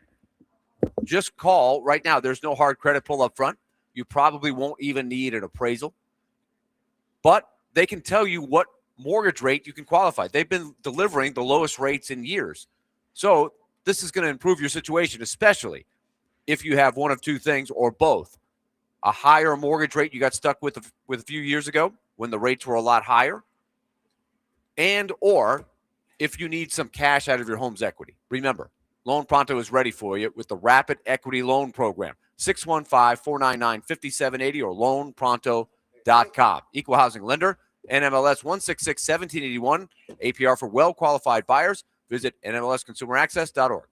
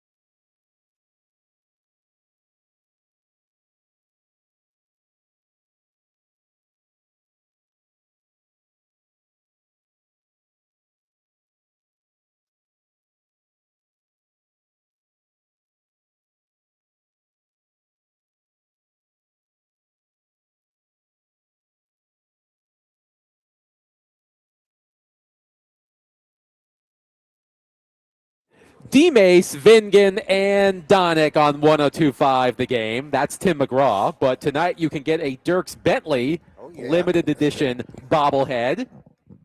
If you're coming to the game tonight, I believe it's the first 10,000. That's correct. A lot of people. First 10,000 fans. Dirty Dirks. Yeah, is that what they call them? I don't know. I don't know either. It sounds cool, don't it? I just remember Dirks. several years ago, the DDB? Predators decided to change the power play song from DMX to a remix of a Dirks Bentley song, and it went over like a wet fart. Did it? And then they changed it back. So, Yep. But you can get a Dirks. I don't know if Dirks will be talking about that tonight, but Dirks will be here. Hold on, buddy. Y'all don't like the the man house. Dirty Dirks? Somebody might call him that. Yeah. His friends call him that. Yeah. He has the mullet, so I mean, He does have a kinda mullet. Fits the mullet. That is my true. favorite Dirks Bentley Pred story. Well, there's two. Wasn't Dirks Bentley the guy that was way at the top of the arena in the end zone, and he and Shea Weber shot it from the very, very top of the thing into the goal on the other side. During the skills competition? No, it Nope. was just nobody was in the arena. They were just okay. messing around, but I think it was Dirks and Shea. And I then thought that might be an all-star thing. He was at the all-star game, he was. too. And Yes. he had the deal. He got the pass from James Neal and scored with the a guitar, goal. right? Well, he scored with a hockey stick. I don't know. Somebody had a guitar. Pecorine, I believe, stopped the shot during the shootout competition with a guitar, maybe? I don't remember. I know Dirk scored It's a been goal so long. in the skills competition. It's been that's for so sure. long. Well, Yeah. you can get a Dirk These are things Bentley. that we will discuss tonight on our broadcast. Yes. Dirk Bentley bobblehead to the first 10,000 fans in attendance tonight. Did they shatter that guitar? Did they If shatter the puck- guitar? If the puck hit the guitar, I don't know. should've- I don't. I was there. I don't remember anything shattering, Oh, okay. like the Who, like Pete Townsend used to smash his guitar, but or Nirvana. But They need to bring that that back. actually was a fun All-Star game because it was new. You know, the The throwing 3-on-3. the props and Yes. the 3-on-3. The whole John Scott thing. Remember the John Scott thing? It was as entertaining as a All-Star weekend as I can remember because each year after that they keep it. It's hard to keep the same freshness. So Dirks Bentley, everybody, he will be in attendance at the game tonight, apparently. And Dirty you can Dirks? get okay. Well, you're trying to make this a thing. I'm not sure it's a thing. We'll see. We'll see if it takes off, Derek. Will it's gotta you start well, somewhere. well, let me ask you this question, Willie. Will you be interviewing Dirks Bentley as part of the broadcast? I will not, but Lindsey, Rowley, and Hal Gill will be. Okay, so give a message to Lindsay Yeah. and Hal. Ask them, do you like the name Dirty Dirks? And we'll see how he Inquiry reacts. minds want to know. Exactly. We'll see how he DVD reacts. minds want to know. Yes. But a big week for the Predators, I guess you could call it huge. And I feel like we've been talking about this quite a bit. Yes, I swallow my H's. Houston, huge, all of those things. I do think it's a big week for the Predators just because of the opponents that are on the schedule. You've got Edmonton at home tonight, Colorado on the road on Friday, Vegas on the road on Saturday. If the Predators make the playoffs this season, their first round opponent will be one of those three teams because Colorado's in the driver's seat to win the Central Division. Edmonton and Vegas are battling it out for the Pacific Division crown. And if the Predators make the playoffs, it's going to be one of those three I would teams. say it's a high probability that that's correct. Yes. So I am interested, and we'll ask Barry Trotz, who's right here right now, but we will have him on at the top of the hour. I am interested to see how the Predators match up against these three teams and see how, and look, they played Edmonton last Tuesday. It did not go well for the Predators. They've beaten the Avalanche this season. They beat the Vegas Golden Knights on the road on New Year's Eve. But I am interested to see how the Predators match up against their next three opponents because I know I'm getting ahead of myself. But if they do make the playoffs, their first round opponent is going to be one of these three teams. It's a good point, and I think regardless of how they do this week, I think that's what faces any of the wild card teams sitting there and going, how do you match up with those three teams specifically? Barring a huge run, as great as Dallas and Minnesota are, it is hard to see anybody catching the Avalanche because they seem to be that much farther ahead than everybody right now. I believe the Avalanche just suffered their first. They got to overtime. They did get to overtime. So they are 19-0-3 at home. Wow. Yes. So that's what awaits the Predators on Friday. And of course, my mistake. The Oilers have had the Predators' number. On top of the Oilers being obviously a really good team over the last few years, they seem to match up well with the Predators. That goes without saying. The Predators have just been shredded by McDavid and Draisaitl literally every time they've played the last few times. So, but with one or two exceptions. And so you have to hope the exception is tonight. I still am very interested in the rest of Edmonton's roster. If they can by the end of the year feel like they're as good as they have been the last couple of years, I think it's getting harder and harder each year to have the supporting cast be better than it was the year before. They're just running out of options. They've exhausted a lot of their prospects. They've traded a lot of draft picks. So they don't have a lot of assets to wheel and deal. So I'm curious how they're going to try to go about it because so much is riding on McDavid and Draisaitl. Even as great as those two guys are, they can't do it all by themselves. The Predators, by the way, 2-12-2 in their past 16 games against the Edmonton Oilers. Go They've been back about outscored 5 or 6 more than that. It doesn't get a whole lot better. It's They've been about out 20 times or so. They just have not done well against the Oilers have doubled up the Predators in goals in those 16 games, 72-36. So again, look, we've had these philosophical conversations about what the Predators should do by the NHL trade deadline, which is still several weeks away. But I do think this is a good litmus test for the Predators playing 3 potential first-round opponents. The Edmonton Oilers beat the Predators a week ago. It's is the season series 1-1 with the Avalanche, right? A shootout win here. It's and 2-1. 2-1. Have they already played 3 times? They've played 3 times. This will be the last time they played the Avalanche. Wow. The Predators' schedule in the second half is not as daunting as it was in the first half because of what we're talking about here. They're going to be done with the Avalanche after Friday. They will have gone to Vegas twice after Saturday. You know, they've already played Minnesota twice up at Minnesota. They've had, I think, the tougher half of their schedule. What that means, only time will tell. But I do think it will put out there what we have been observing, right? This is not a loaded Predator team. This is a team that's trying to overachieve to make the playoffs based on what they're running out there every night, unless you get an unexpected boost from somebody. Like Roman Josi had 3 points the other night. He had not had a 3-point game in 2 seasons. But Which is hard to believe. But that was the glimpse of what Roman Josi can do if he can get to his A game. You know, can UC Saros go on a mission like he has in some past seasons for a half a year and just carry a team for a couple months? These are the things that would change the game. What they have been statistically to this point is about what their record is. Yes. Would you agree? And so that's a tough matchup when you're talking about the elite teams in the West. Absolutely. And this homestand, a win against the Islanders, a disappointing loss to the Blackhawks, a win against the Capitals. And by the way, it was really cool to see Alex Ovechkin and Steven Stamkos trade one-timer goals on the power play from the left circle. 2 of the best to ever do it from that specific spot. So that was really cool. But 2 wins in 3 games on the homestand. If the Predators can find a way to beat the Oilers, which they have not done very much over the past few years, that's 3 wins in 4 games on the homestand. That's a big boost. Yes, especially after the endless road trip that they had just finished up. I think they've shown some pretty good character to win 2 out of 3 after as long as that road trip lasted. But this is a big one tonight. Edmonton played last night.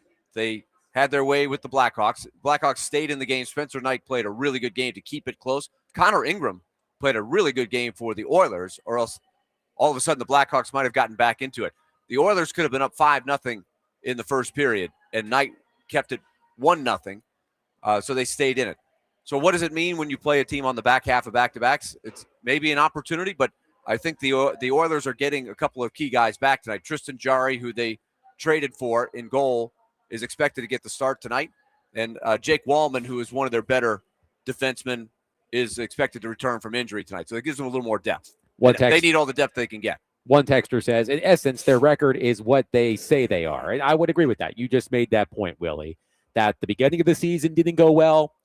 The Predators weren't playing as poorly as their record would indicate the first 20-plus games of the season. You could make the argument that since the day before Thanksgiving, when this stretch of 15 wins and 23 games started, that some of the underlying numbers suggest that the Predators may be punching above their weight a little bit.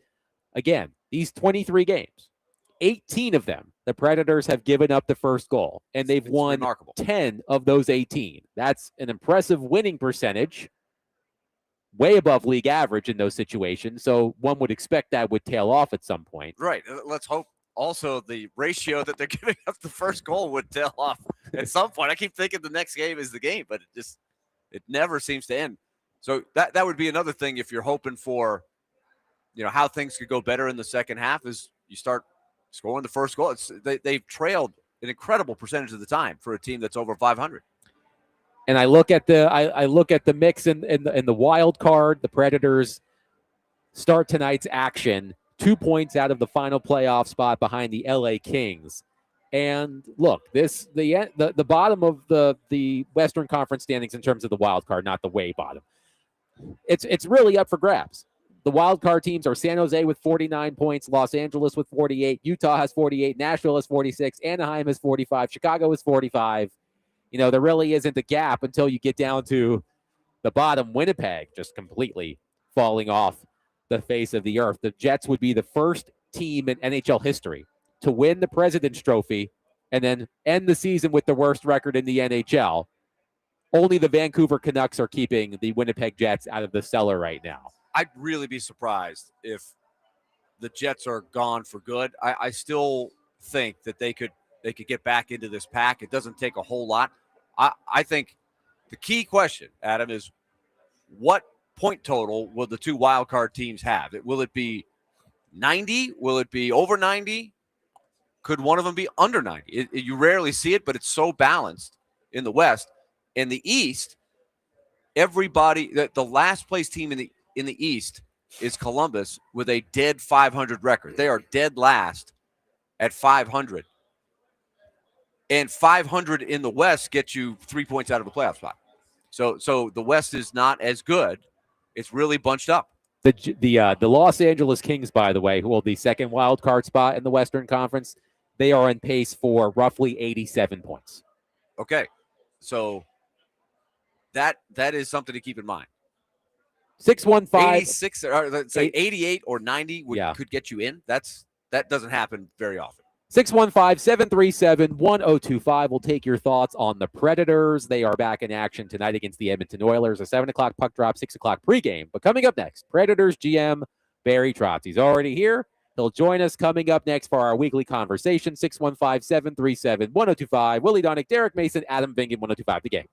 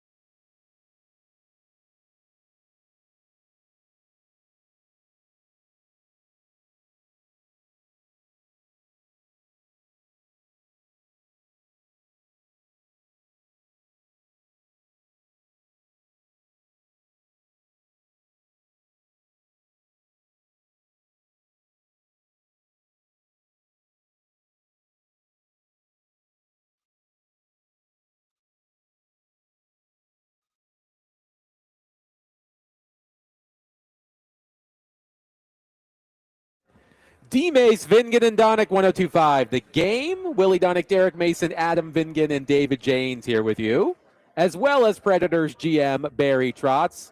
Predators are back in action tonight against the Edmonton Oilers to wrap up this homestand. Puck drop at 7, pregame at 6, right here on 102.5 The Game. Barry, it's good to see you in the flesh. It's been a while. How are you? I'm good. I was just working my way for unthawing from the winter in Manitoba and the World Juniors in Minnesota. So it's all good.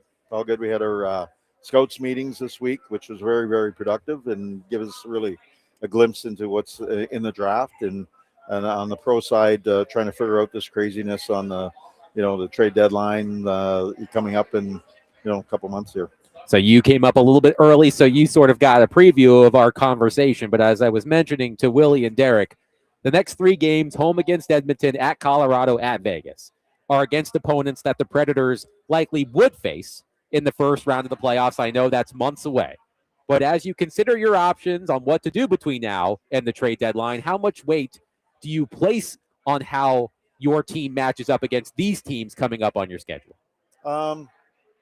You look at it, it's not going to have a whole lot of impact one way or the other. If you do end up making the playoffs, that's who you have to play. So, but you look at it. I know where we stand. I think I'm really realistic in where we stand, with our team. So, our plan is one thing, and I don't think it's going to change. We've talked numerous times about it, so I don't think it's going to change. During this stretch of 15 wins in 23 games, we talked about this last week, the Predators have allowed the first goal 18 times in those 23 games. Now, not all of those first goals against happened in the first period or in the first minute, but what must change at the start of games to reverse this trend?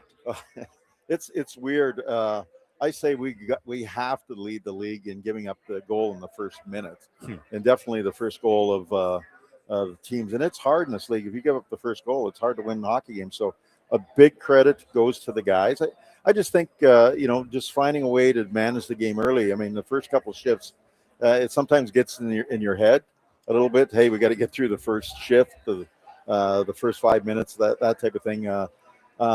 Sometimes it just happens. You got to start on time, as coaches would say. So it's just making sure that all the details, all the simple plays. I mean, when I coached, you want to start a game by putting the puck deep, and hopefully getting a little pressure on the team's defense, because what you want to do is establish that, okay, let's get them a little nervous early.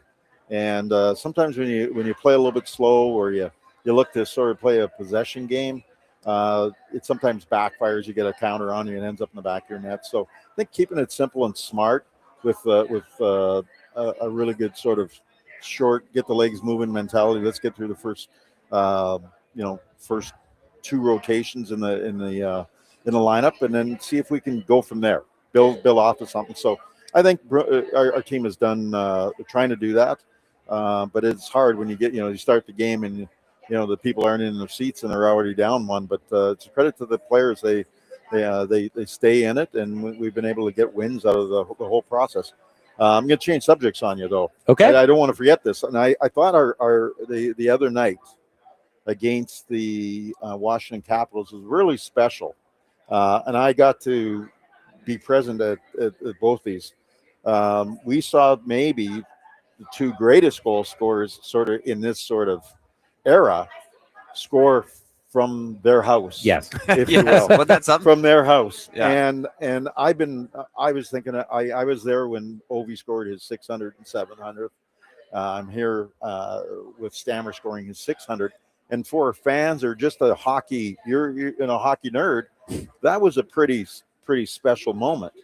Yes. And I always look at those, and I didn't want our fans or anybody to realize that maybe they didn't realize how special a moment that was, because that might be the last time you see Alex Ovechkin play. I don't know if he's going to retire or if he's going to play another year, but if he retires, your last visual of Alex Ovechkin from the house scoring a goal, and at the same time you got to see Steven Stamkos get his 600th. What a great memory that would be. We did the math.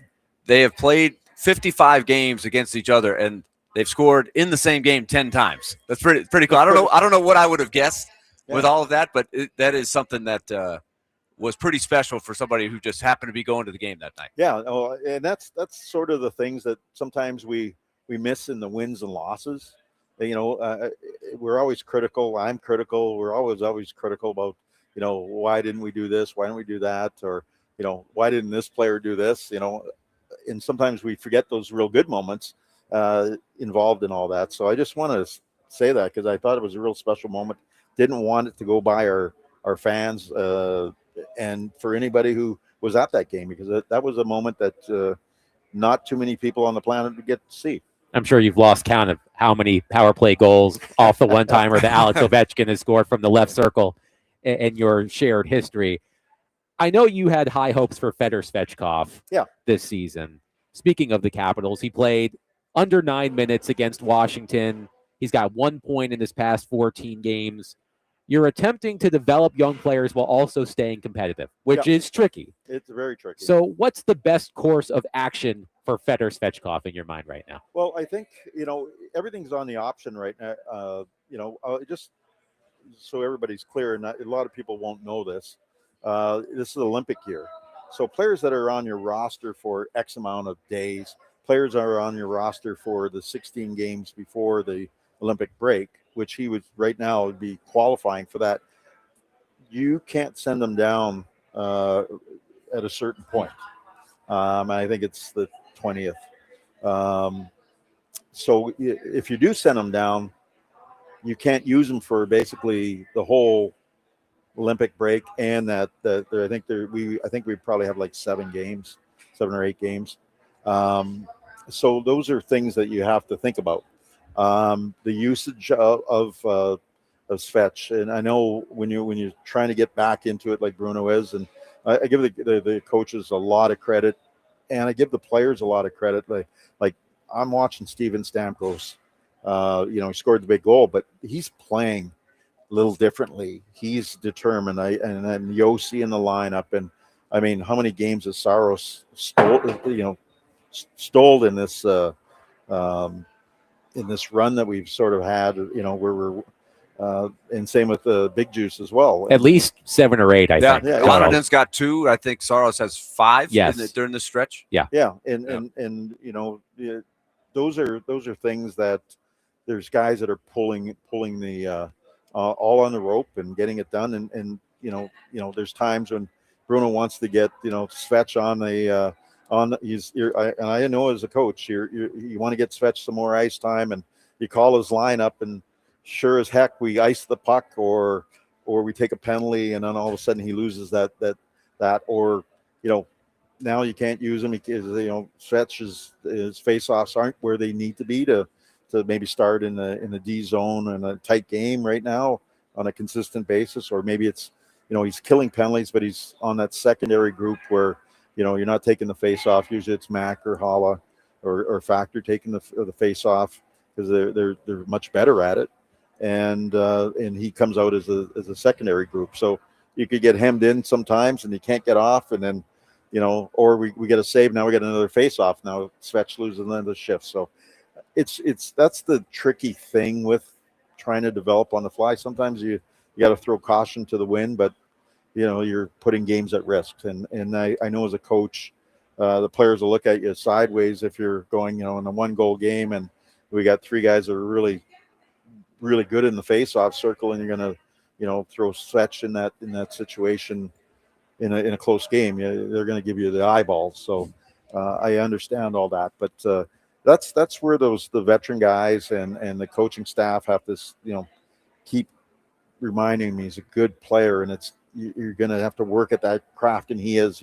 There's not a doubt that Fedor puts everything into his craft, but becoming a master of it, sometimes it doesn't take. You can't do it overnight. So it is a tricky business for the coaches and for management as well, because it's tough for evaluation. The other side of the coin, I'm wondering. It's no secret that we've talked about it as a theme. The center depth all around the league is tough, and so he's probably benefiting from being a center and trying to push through it. What is there a plus side for if he can get through the tough times, like the adversity? and come out the other side, he could be that much better for it. Absolutely. I don't think, unfortunately in society, you're seeing that. I really think we set some bad examples in hockey right now. And I'm saying at different levels is the kids, don't get the ice time now. They want to go somewhere else, or we want to change teams. You're coming out of, junior and you're going to university. The first thing that comes in, well, what are you going to give me?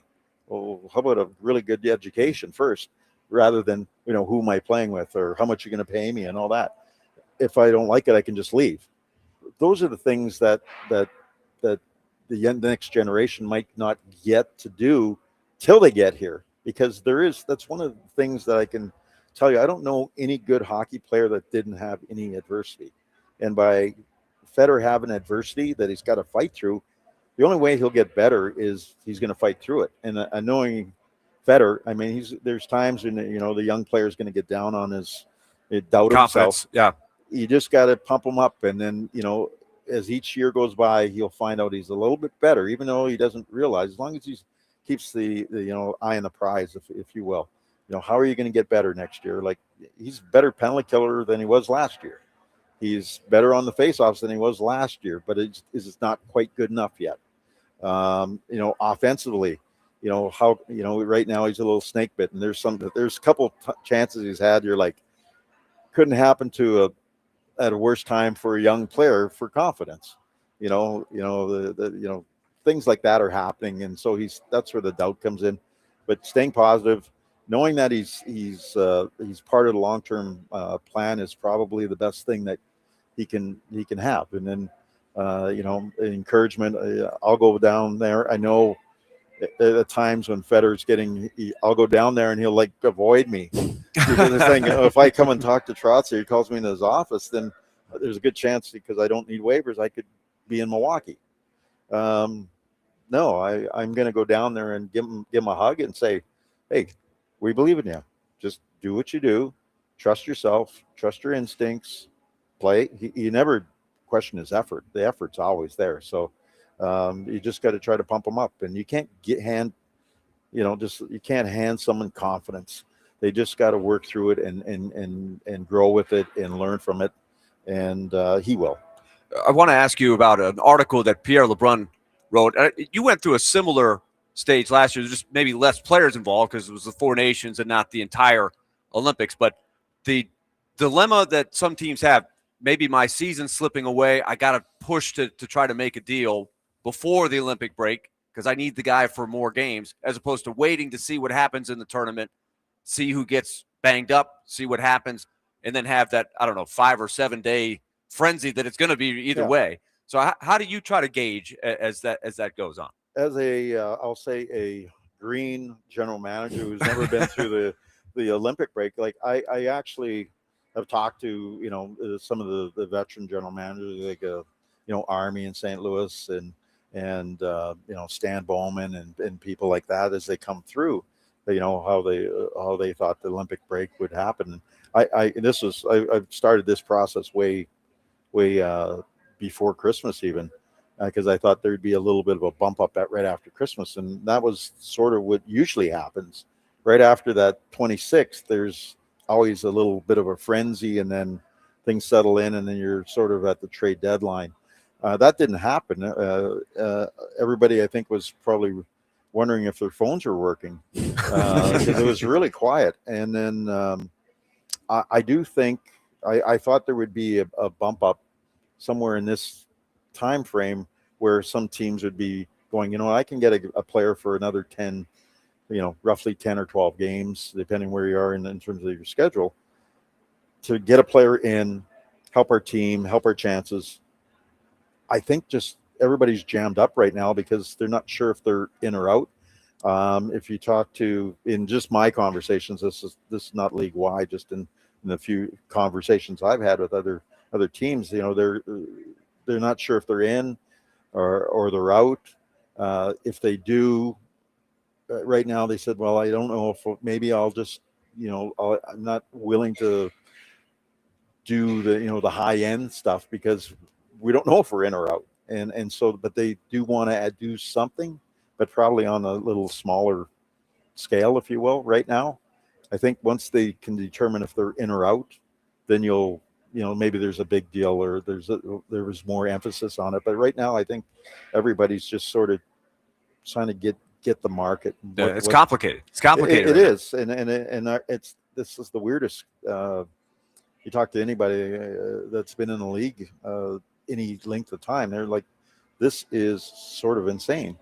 You win 3 or 4 games and you pass 4 or 5 teams, right? Because it's so bunched up. It's so bunched up, and it's really weird. It's great for the game because every game's very important.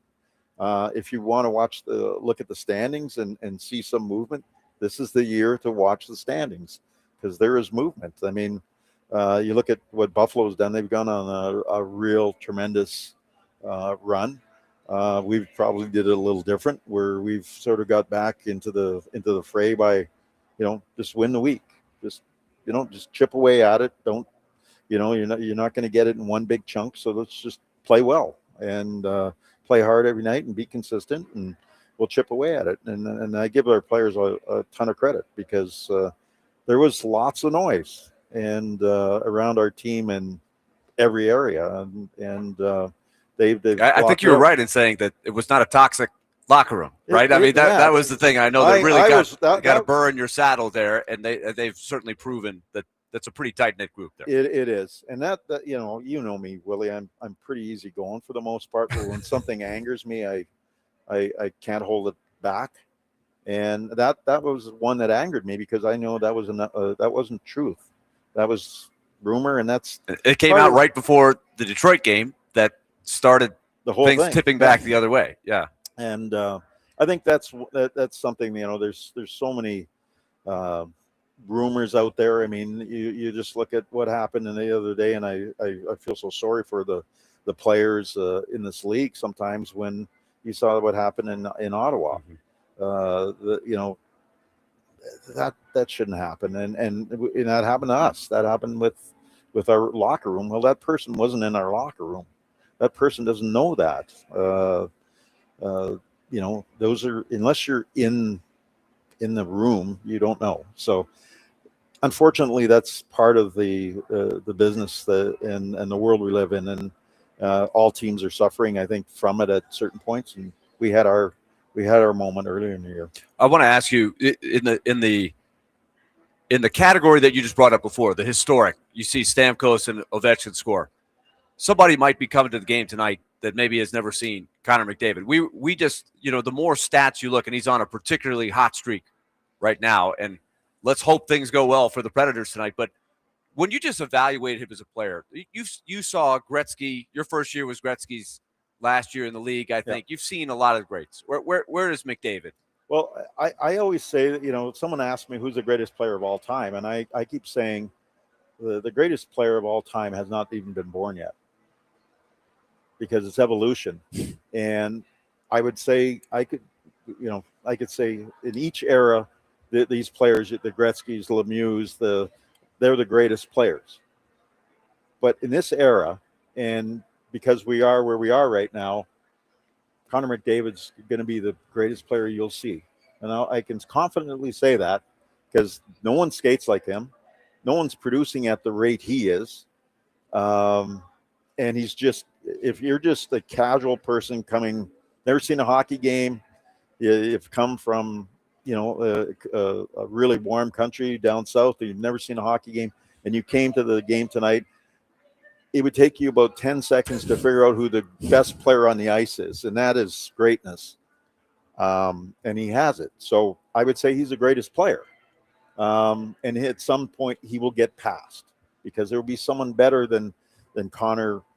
And that's hard to believe, but I just believe in evolution. And I believe that the best players are just getting better and better and better. They'll be bigger, faster, stronger, more productive, whatever. They just find a way. Before we let you go, Barry, The Athletic had a story today ranking the top NHL players and prospects under the age of 23. I think there were roughly 140 players on the list. The Predators had 8 players on that list. Igor Surin was the number 1 Predators player on that list. He was somewhere in the mid-30s. the top players on the list are the ones you would expect: Macklin, Celebrini, Connor Bedard, Matthew Schaefer. I know I've asked you this before. I know that you don't want to bottom out. So how do you go about finding players who would be at the top of that kind of list otherwise? Well, let's the season play out. You have the best chance you look at historically those top 5 picks all the time. That's where you get those players. You still get some real prominent top players past that. You get Hall of Famers. You get those type of players. It's going to rely on scouting. You're going to rely on a number of picks. Trying to move up in the draft as fast as you can. And when you get one of those guys, and you look at I look at San Jose, I could say probably fairly confidently that we have as many prospects in the cupboard as before they hit on Celebrini, like a lot. We've been sort of trying to stay competitive and build a really good base, and I think we've done a really good job of that. The center ice position is premium for us. But if you can get an accelerator, you look at Macklin Celebrini, he's he's a game changer. And you saw it in Chicago. And this is a glimpse into the future is you look at Chicago, and they've been at this for a couple of years. They're ahead of us. They've been picking those top 5 picks. They got a first pick for a few years here, so they're naturally going to be ahead of them. It's going to be hard to catch them unless we hit on some of those picks. As I said, we're going to get younger and younger as we go along here. We're going to have to develop our kids, some of them in the National Hockey League, and it's not an easy jump. I look at that 23, 24. And a player usually finds himself, and you're seeing that in Luke Evangelista this year. I think he's 24, I believe, turning this year. He's now just starting to scratch that potential.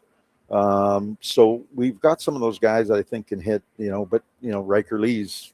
I look at last year's draft. Riker Lee and Martin. They're probably going to get here sooner, but they're not going to have that as much impact until they're a little bit older. Celebrini special. He's going to have impact almost.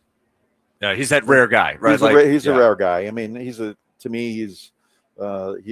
closest thing I've seen since Sid Crosby type of thing. A complete type of player, can make plays, just pulls the team along. So we have to get one of those accelerators.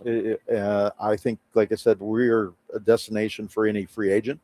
I don't think that's a problem. We have great ownership. We've got great management in terms of the people. You got trainers. I think we do a lot of things extremely well. And it's a great city to live in, and we're committed to winning. But we may have to, slow but sure, go through some of these growing pains and allow these young guys to continue to grow.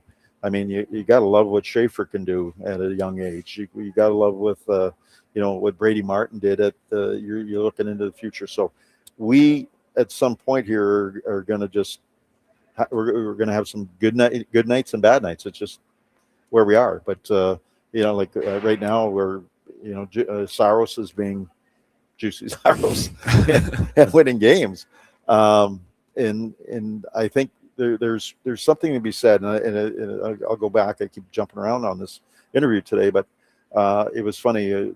The Washington Capitals were a team that we were saying, hey, they threaded the needle. Mm-hmm. The one thing that they did, and Tom Wilson's Willie, they had the dad strip, which is pretty common here. Edmonton's having their dad strip. Got a lot of dads going through. A lot of dads and moms. And it's Connor McDavid's birthday today. Yeah. So there's a lot of things going for us. But the one thing that I looked at all through this process, and also I talked with Willie, and I said, you guys have done a great job threading the needle, and he goes, yeah, but you know what, he goes, me and Carly and those guys, we have to take a bigger piece, and it was tough. We got O's always going to be there. He's going to get his 40 and all that, but he goes, it was really tough for us to keep that. We felt like if we would have moved too many pieces, a couple more pieces, we wouldn't have been able to hold it together.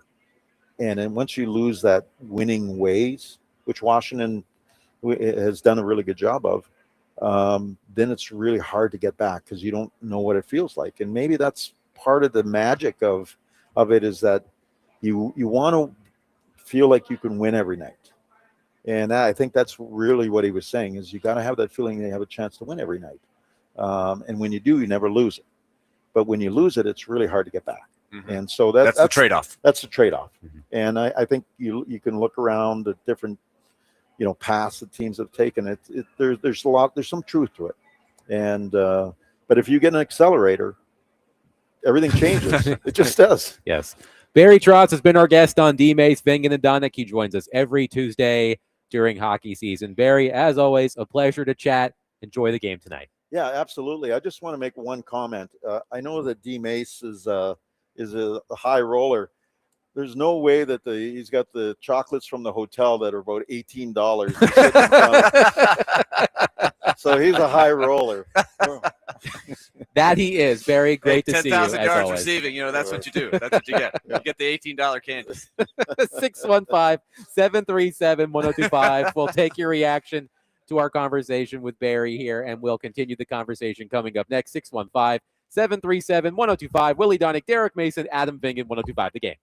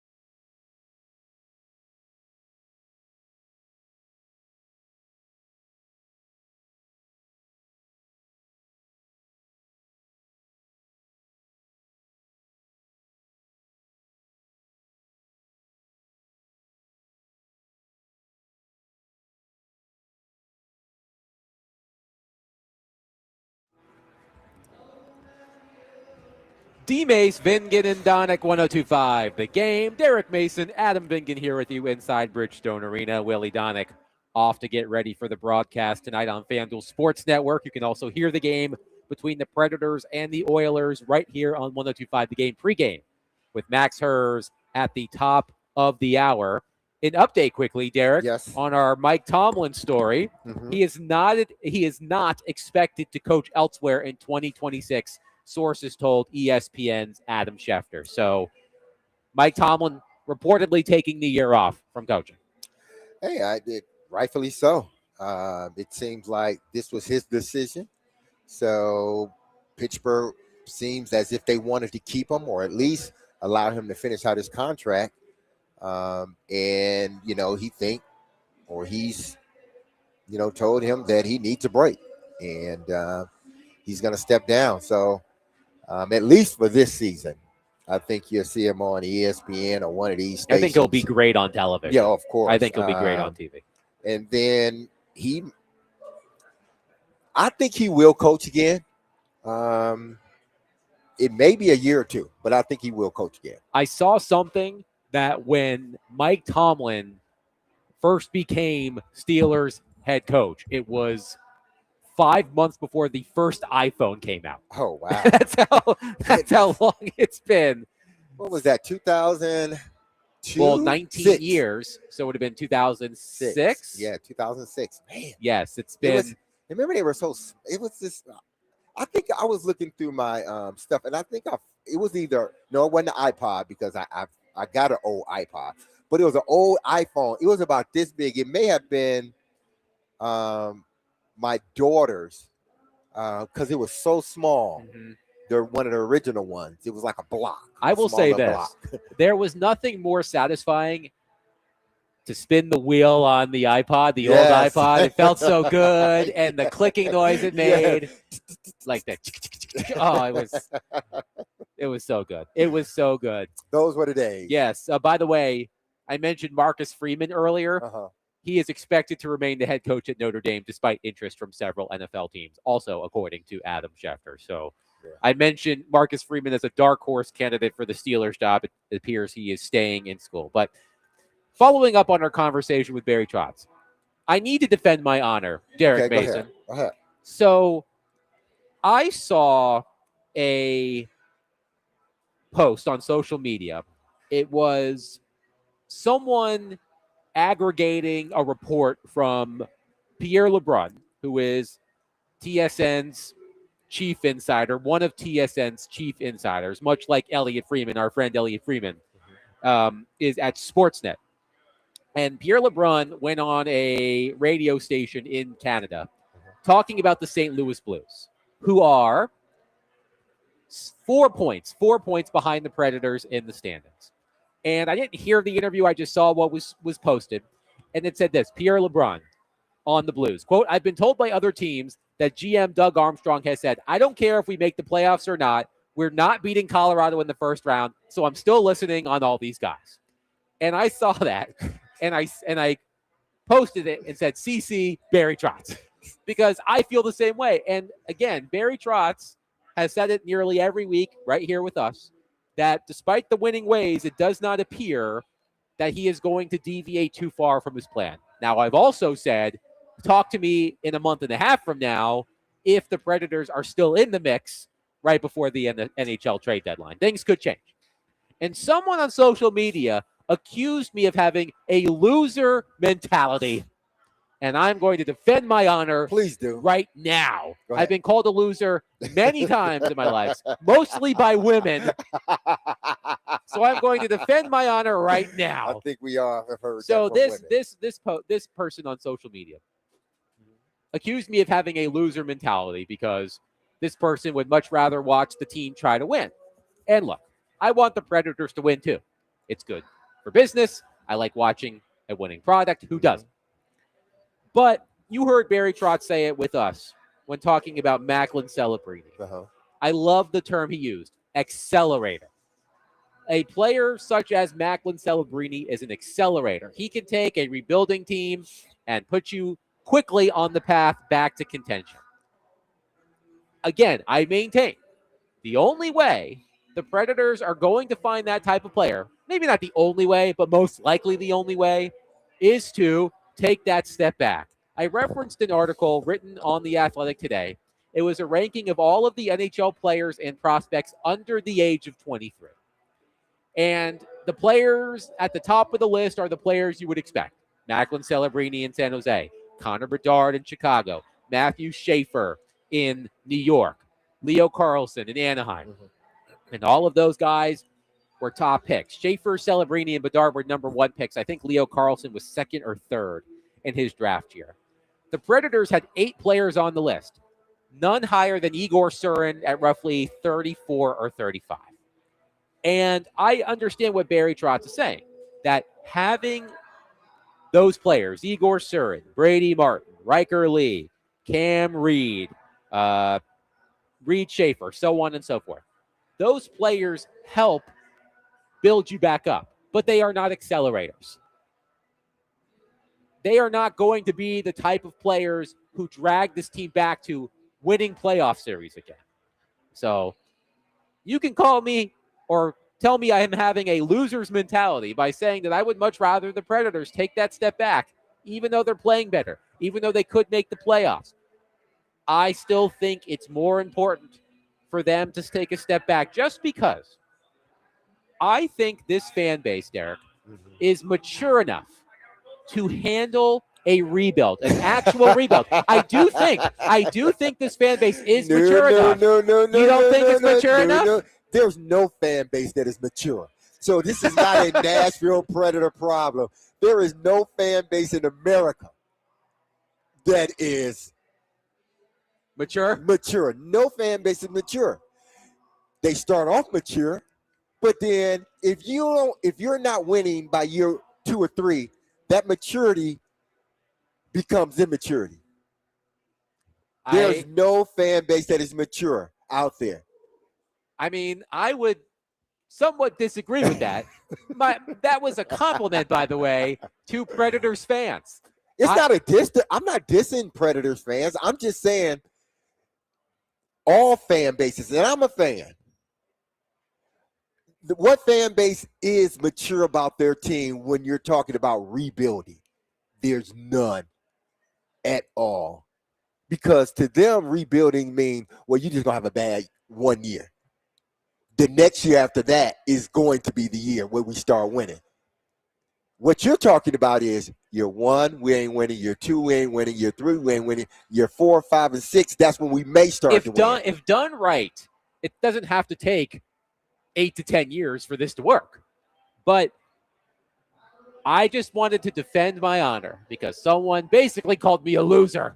And you defended it well. And I may be a lot of things, but a loser is not at the top of the list. It's somewhere on the list, but it's not at the top. A loser, I am not. Yes. You're not a loser. Yes. Okay. Is it because you naming off these, the accelerators? Yes. Yes. Do you not believe like the process that the Predators are trying to go through? Is it that you don't believe in that and you don't believe in some of these younger guys that are in the minors? I do think that. Or do you think they just need one guy that he needs to hit and then the rest of them, we'll worry about that later? I think it's more of the latter. Uh-huh. I do think that they have depth in their prospect pool. I think Brady Martin could be a good player. Riker Lee could be a good player. I think they can be contributors, but I don't think any of them are accelerators. Okay. And I think they need that one guy. The problem is it's incredibly hard to find that one guy without picking at the top of the draft. 615-737-1025. We'll take your reaction to me defending my honor. I see some text in here saying loser. I hope you're not calling me a loser. We will take that reaction, wrap up the show. Coming up next, Derek Mason, Adam Vingan, 1025 The Game.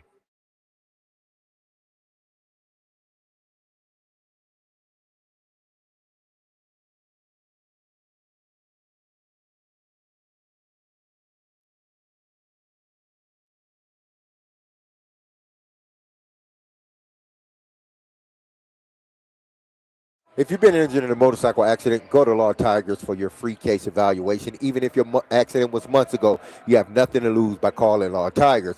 Insurance companies want to pay out as little as possible or nothing at all. But Law Tigers fights to get you the compensation you deserve. They don't get paid until your case has been settled, and they understand how much your bike gear means to you, helping you get it repaired or replaced. Call 1-800-LAW TIGERS or visit lawtigers.com. And don't forget, go to predatorsbike.com. That's predatorsbike.com to enter to win a custom Nashville Predator Indian motorcycle signed by the entire team, courtesy of Law Tigers and Music City Indian. Law Tigers, Tennessee's motorcycle lawyers.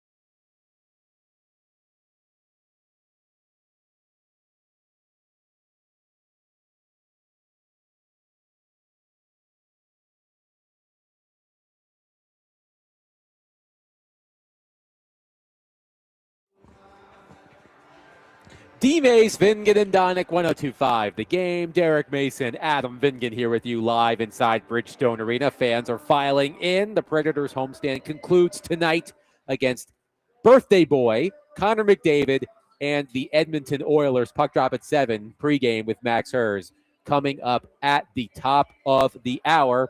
One texter says, we call you losers. We call you losers. You call us immature. Seems like a healthy relationship. Exactly. It's a great relationship. One texter says, you either win or you learn. No way you could be a loser. Who is this? Chris Sanders? Maybe the Titans should hire him. Yeah, they maybe interview Chris. Hey, guys, man. we're all winners here. Yes, Oh, we man. are all winners here. Okay.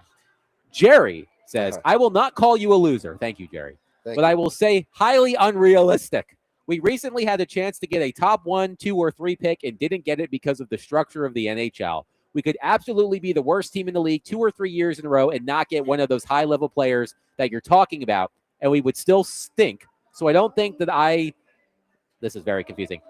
Basically what Jerry is saying, and I've heard what other people have said. In the NHL, there is a draft lottery. Exactly. So even if you are the worst team in the league, you are not guaranteed to have the number 1 pick.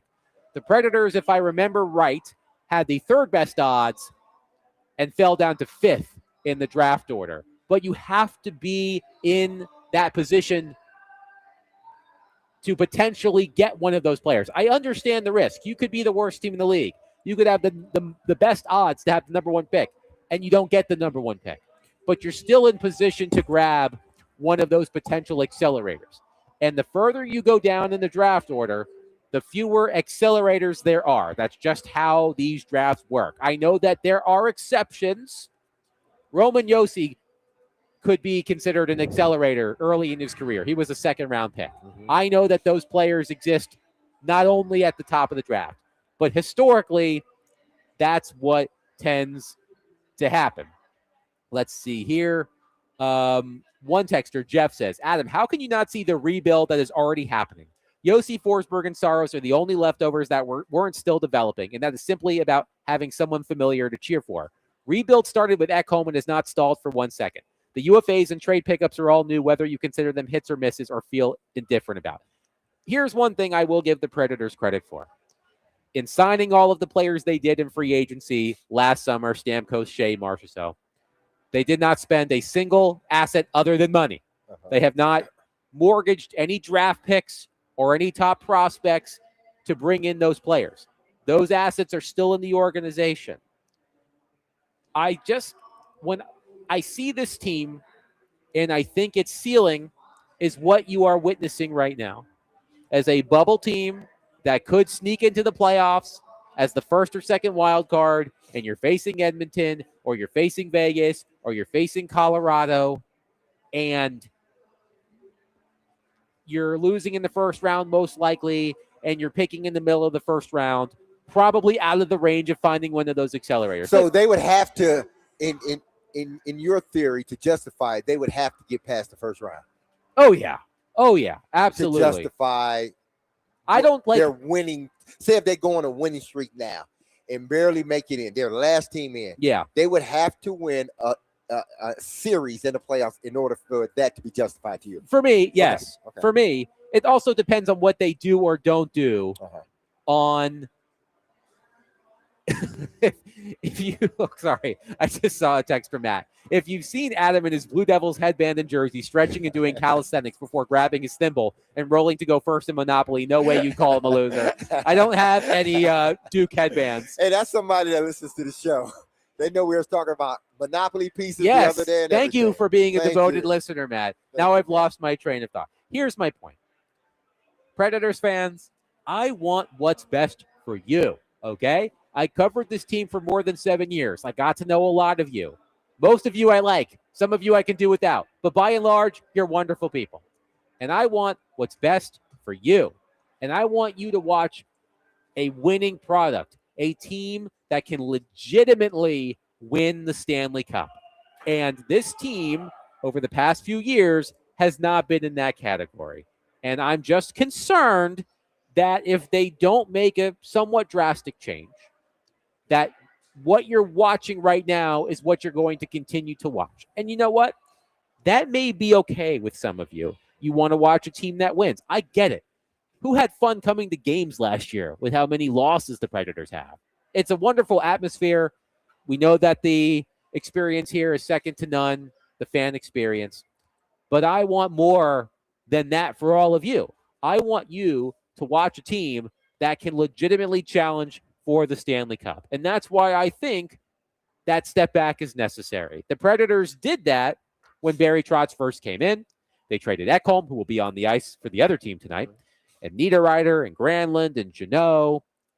But then they were a bit ahead of schedule, maybe. They had the great point streak. They made the playoffs against Vancouver. Barry signed Steven Stamkos and everybody else. I think maybe thinking they could compete sooner than they actually could.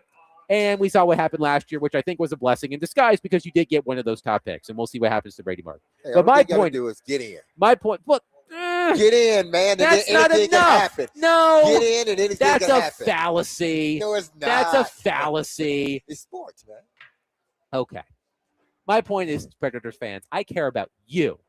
I care about you, and I want what's best for you. As I punctuate all of my points with this inflatable guitar, sponsored by Dr. Pepper. It's been good. I'm like wagging it at all of the people who are walking by. But that's not it. But that's all. They're going to come after you with pitchforks, Adam. No. You're sending this, you're going to say this team needs to do a whole rebuild. And just say if they do it, and the rebuild's going too long. You know who they're going to come after then? Me? Adam. No. I don't want that. I don't want pitchforks. No, but listen, I get what you're saying. Like, hockey is unlike the sport that I'm familiar with. Yes. Whereas if you lose, you know exactly, like, there's no lottery. They go by your records, and then if it's right, the Titans had the worst record exactly. last year, so they got the number one pick. Yes. And then you can see it in instant improvement. Yes. Now, and you're going to see Cam Ward the next season versus some of these prospects you may not see for a while. Absolutely. And that's because the NFL doesn't have a farm league. Right. So I get what you're saying. Bring back NFL Europe. Hey, listen, we need a guy that can come in and play like today. Yes. We get that part. But on the flip side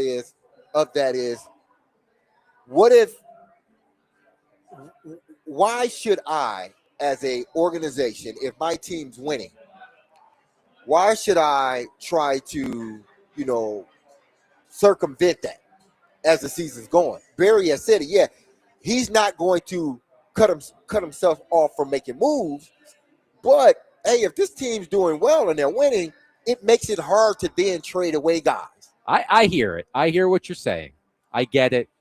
But I'm just hoping for more. I'm hoping for more than a potential first-round playoff series against one of the best teams in the league. I want more for all of you. It's like I'm a politician right now. I'm stumping for you. I care about you. I'm your candidate. Vote Adam Vinkin. I don't know. Anyway, I think that's a good stopping point. That'll do it for us today. Predators and Oilers coming up at 7 o'clock. Max Hers is here. He's got his body armor, alkaline water, or whatever. High maintenance. High maintenance Hers. He's living up to the name with this fancy schmancy water he's got here. Look at him tapping his watch. Let's go. Okay, we'll be back tomorrow at 3 o'clock. We'll react to the game against the Oilers. We'll continue our conversation on the Titans coaching search. Jonathan Hutt will join us. We'll have so much fun, and it will start at 3 o'clock. Be love on your people. Have a safe, blessed, and wonderful day. I love you. The team loves you. You hear that music. Don't you forget about us, because we definitely will not forget about you. See you tomorrow at 3 p.m. on 102.5 The Game. Peace.